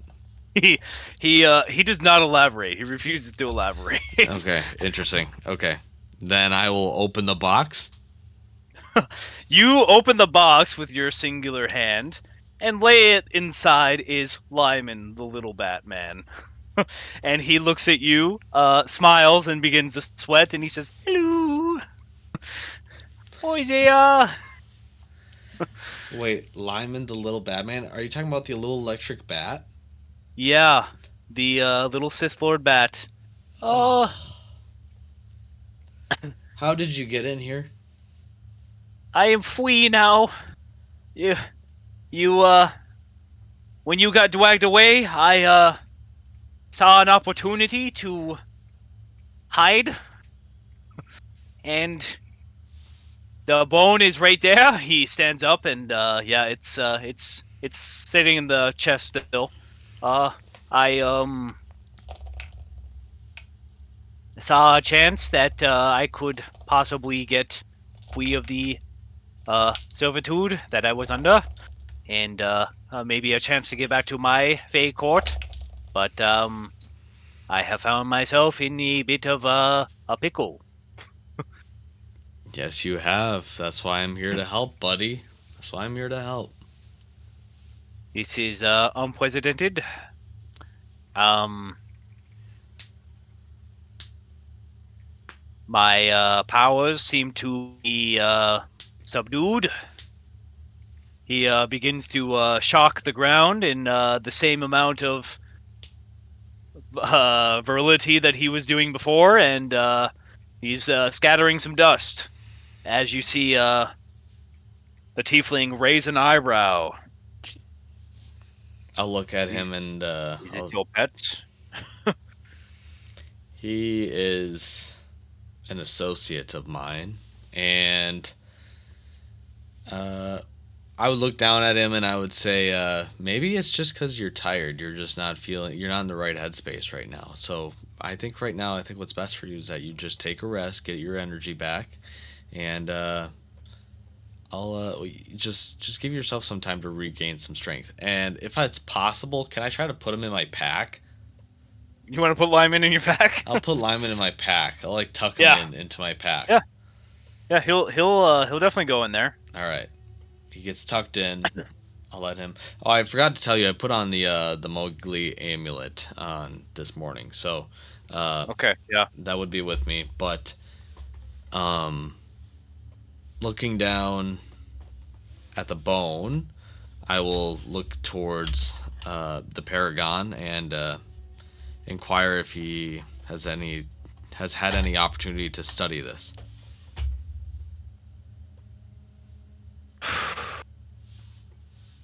Aslam Darai looks at the bone. I'm told your name is Isaiah. In good faith, I collected that information from Malice.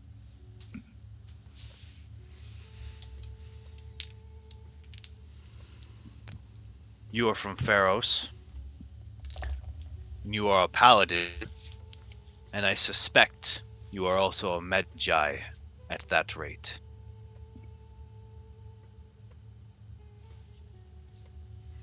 I have not spent any time studying this bone because I already know exactly what it is.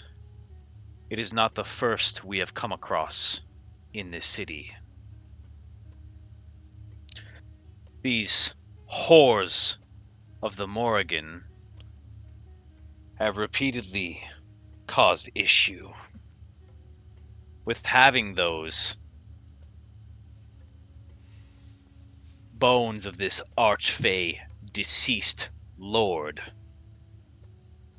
causing what I can only describe as discrepancies in time and space of great dismay.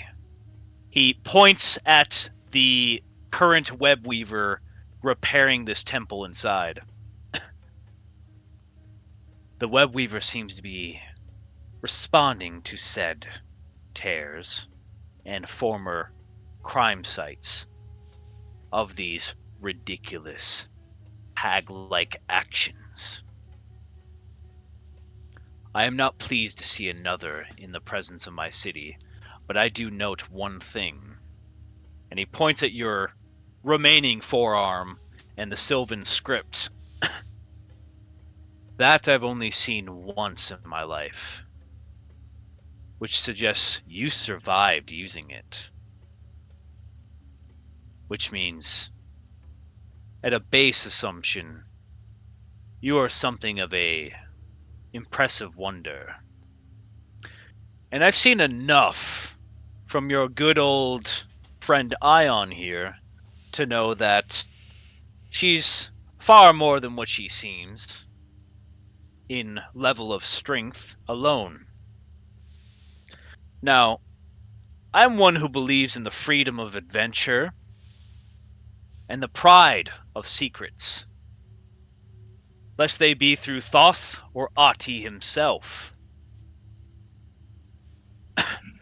As long as you assure me that you mean good for the sake of Jabaxi, my city, my students, my people, then I offer you allyship the same way I offered Ion and Amun, your uncle.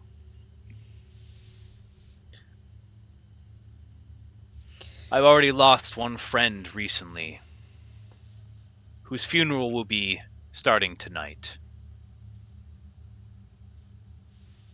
But I hope that with his departure, I will have a new friend in you and your allies. Let it be small bat hiding in a pack, or strange weapon repairing my humble temple. I know very little about you, Isaiah, but I'm hoping to learn more.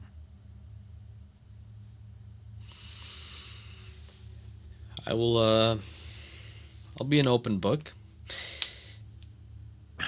Then he to an puts a hand extent. out. I'll take his hand and I'll shake it, and I'll admit that I do want what's best for Jabaxi, and but ultimately, yeah, the mission is to get to Pharos. But if that means helping some people along the way, uh, I just got to recall patience and to not get too eager to um, get to Pharos. Um, and in that case,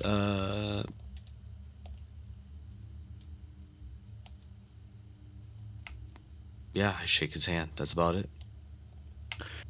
Then you shake hands. He begins to ask you, without going through the full role play, about your journey and who you are, swearing to you the confidentiality that he will not share with anyone other than Joy or Malice outside of this room. He will describe himself as a powerful man in only few magical senses. He cannot beat anyone necessarily in a fight. His magics are tied towards the city and keeping it safe from the great betrayer himself. So at night, he tends to disappear in a not mysterious way, but in a more official manner of primal magics tied to the city's name itself. He's not a mage in the regular sense, is the best way to describe it. Uh, but we'll wrap the session up on whatever you decide to tell him, I'll say. You can choose to leave out any information you want, and Oh, we'll pick up at the end of the conversation on what he's going to share with you the next time we roll some dice.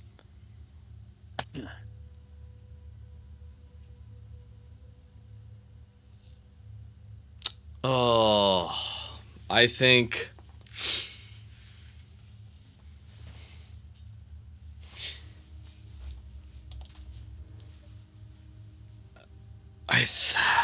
because it's so fucking cool in my head. I'm going to commit to this because I think it's cool.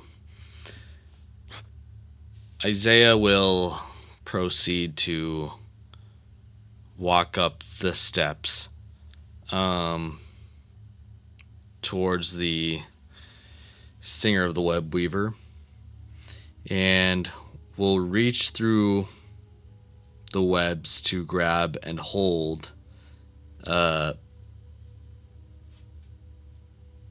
the web weaver, and with holding the blade, I will try to channel my magical energy through all of the webs of the web weaver to help build the sanctuary up, the temple up, as the Paragon described it. And I'll do that to the best of my ability before finally removing the blade from its position. And uh, in the process of doing so, I will look back at the Paragon and say,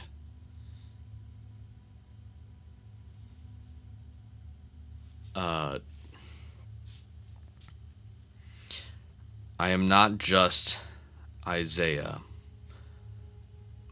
but I am also arisen, and I would take the blade out of its position Okay. and put it in its scabbard, if that's what I would have. I will say that as soon as you pour your magical power into the blade itself, the meridians of your body begin to glow as webs almost appear throughout the translucent essence of your figure, almost like shining glass. A multicolored energy just shoots through and hurries up the process of what this web weaver was doing, repairing the temple's map itself, depicting where you are, where this city is in comparison to the world, and webs out the rest of Salia as well, depicting some changes. There is a large valley leading from the top of Iswa, going straight through the capital city of Colette, through the entirety of the continent, down through the bottom edge of the continent, lower continent of Jabaxi itself as well. The map itself is insanely detailed compared to the one I gave you. It shows Impossible. a number of forces at play right now, and you have a moment in time to think about somebody and where they might be in this world. Mm.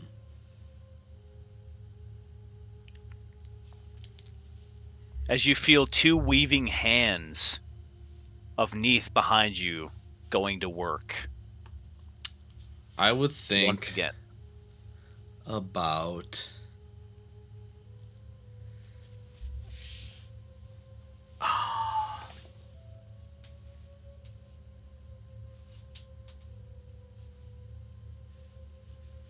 I would think about what is her name? The girl that we saved in the main campaign. In the main campaign? Yep. We climbed the top of Romy's Hill to try to find her. I think, and then we went to Eastville again. Siggy the witch. Yeah, Siggy. I think I would want to know where Siggy is. Well, you think about where she is, and you see her pop up on the continent north of Jabaxi in Cindergrasp, and you see the full name, Siglfree Truax, sitting in the old capital of Lennox in Cindergrasp. And she seems to be surrounded by a few other figures as well. Interesting. Okay. Okay. Cool. Cool. And that's my one and done. I don't get any more. Who else do you think about? I would definitely think about Ro and Tangith. You think about which one first, Ro? I would probably think about Ro first. You think about Ro. For a minute, the weave dissipates. It goes out to a global view once again. Then it quickly shortens down. And you see what looks to be on the coast of Jabaxi. Someone's on a boat. And you see the person depicted as Ro. And the name reveal of Estrella Lever, synonymous with the name Ro. You don't get a close-up of this individual, just this boat Interesting. sailing towards Jabaxi. Interesting. Okay. Shooting off towards Tangith Hey, yo. at the top of the Eastwell Waste. the very beginning of this grandiose valley that was started, you see what looks to be the scorched beginnings of this gigantic gash into the ground. A monstrous grave field of bodies lays in this icy waste that have been horribly just scorched and melted. You see what looks to be a grave and a sword resting in a pile of stones in the battlefield. No fucking way. A very familiar sword that has been once again broken and shattered, split into multiple pieces, still held up by the handle itself. The same sword that he found at the top of Romy's Hill. The crimson one. Yep. Oh, man. There's no way.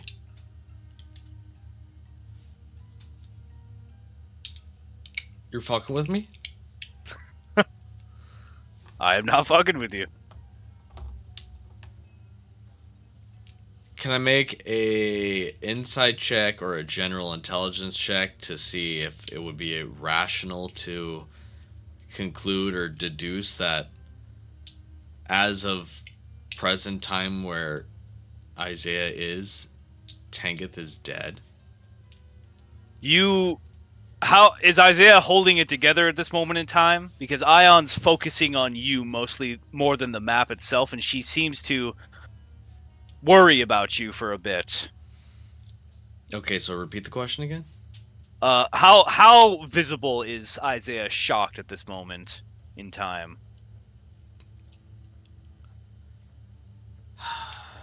Considering his capacity at like a 50% for sensibilities and desires such as to drink water or to eat, I think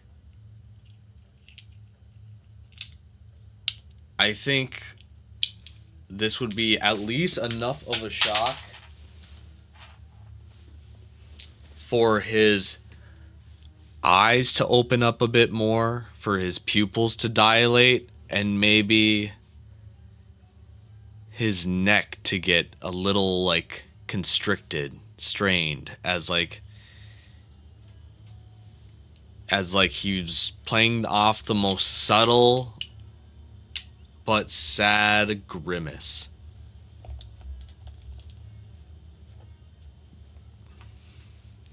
You see Ion look at your face, look up at you in your periphery, and she just doesn't seem to really understand what's going on.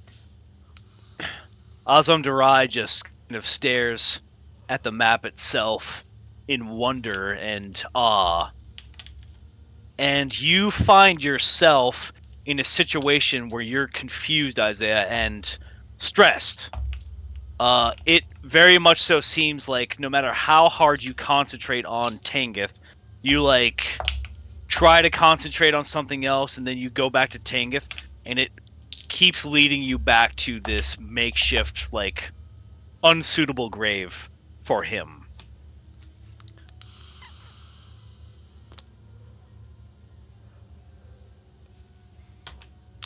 I think at a certain point I would have to stop focusing entirely on the map and just simply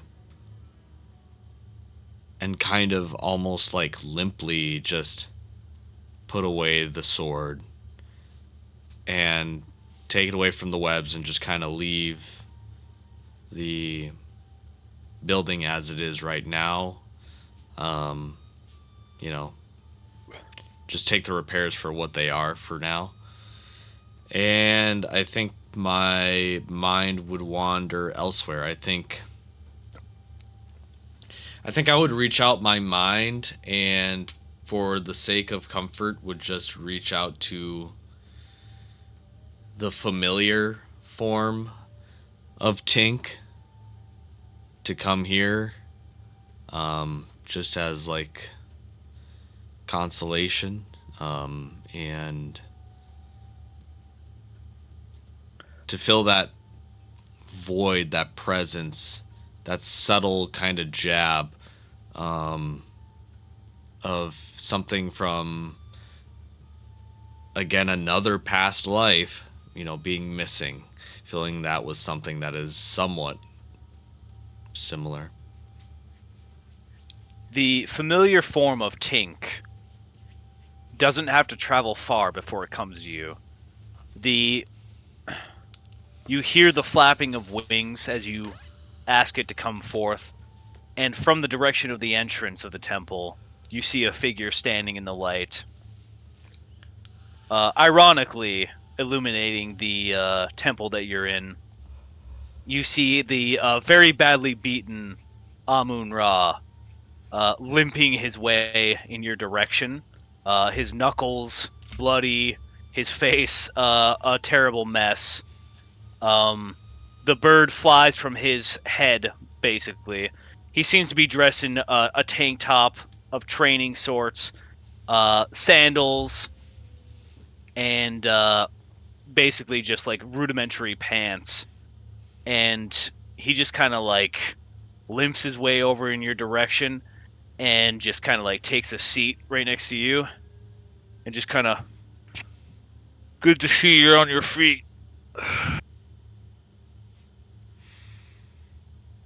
I would put her arm around him and I would say, "You look a little worse for wear there, big guy." Oh, fuck.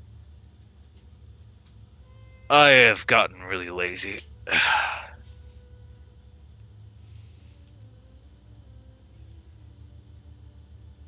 Can Well, you help me out? yeah, sure. I will, I guess, cast lay on hands on him and kind of, I don't know, find a rag and wipe his face down as I cast it. And I don't know, I think I would dump like 20 HP into him. I just perceive him to be a Dude, god, so I'm like, what is a health pool for a god? But nonetheless, I'll just do 20 HP. uh, that's plenty enough to make his swelling go down, his knuckles scar up, and far less shaky than he was before. Uh, he looks at you with a little bit of worry. You still got the touch, kid. That's good, but you don't look all there right now. It's been a long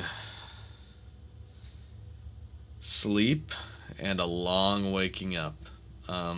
But I'm still adjusting uh, to a new environment, to new information. Uh, but yeah, I just found out that a friend from a different time is no longer with us.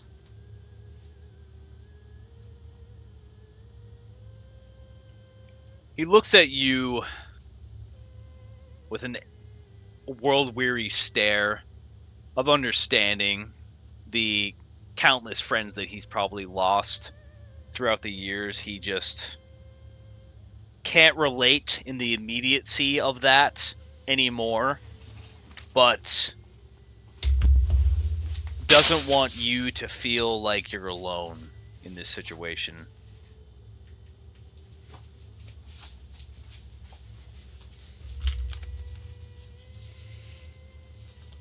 Death is the part of the cycle that I have avoided for as long as I could. And going through what we did has reminded me that it's still very, very possible for me to end up in that situation again. And I know I will have to face judgment for what I've done in time. And no matter what happens to you or your people, Isaiah, just know that it's just another step. Sometimes some of us take a lot longer to get there than others.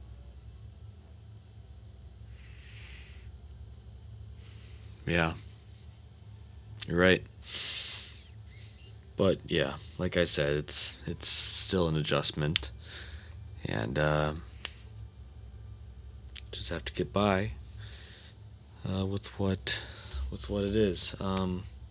Hey, I don't know if you're completely back to normal from your encounter in the underworld, where you were a little bit weaker than what you would have preferred.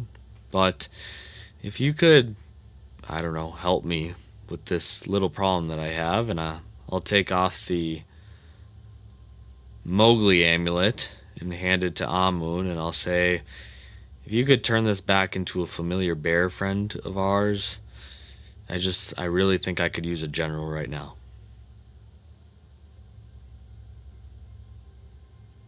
Well, I'm not all the way back, but I'm getting there. I didn't know that my closest friend and patron himself had other people like me in his life, but surprise, surprise, I found that out the hard way. Um, you give me some time and I can work on that for you. I will do so, and I'll hand it over to him. And um, yeah, well, otherwise, how have you been? Well, being as it is, mortal is kind of annoying. Don't miss it. It's something I won't miss going on, but sleeping is nice. I actually kind of miss that. Pain is not something of interest to me. However, getting back to used to it, Ion has been very useful, and I have been training as much as I can, and I'm getting paid to do so, surprisingly. But what these people lack in understanding of the world, I can fill in those gaps for them with how much I've traveled. Mind you, I haven't been in a city like this in a long time, but I've met some very interesting figures in the corners that I cross. I will say that this city is scary. It's very, very scary. And the less time we spend here, the better, I will say.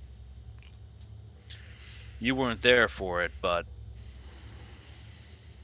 we're already on the bad side of some people here. And losing one of their own will only give us so much grace before they start to resent us for surviving. That's how I see it. So you don't That think there's little this? Sorry, go ahead. that little lady Joy, she runs a very observant ship between her crying. And Malice is a bit too perfectly distracted at times for me to believe it. I can tell when people are reading me. I always have. And they're watching us as closely as any other spy would. They're just not hiding it.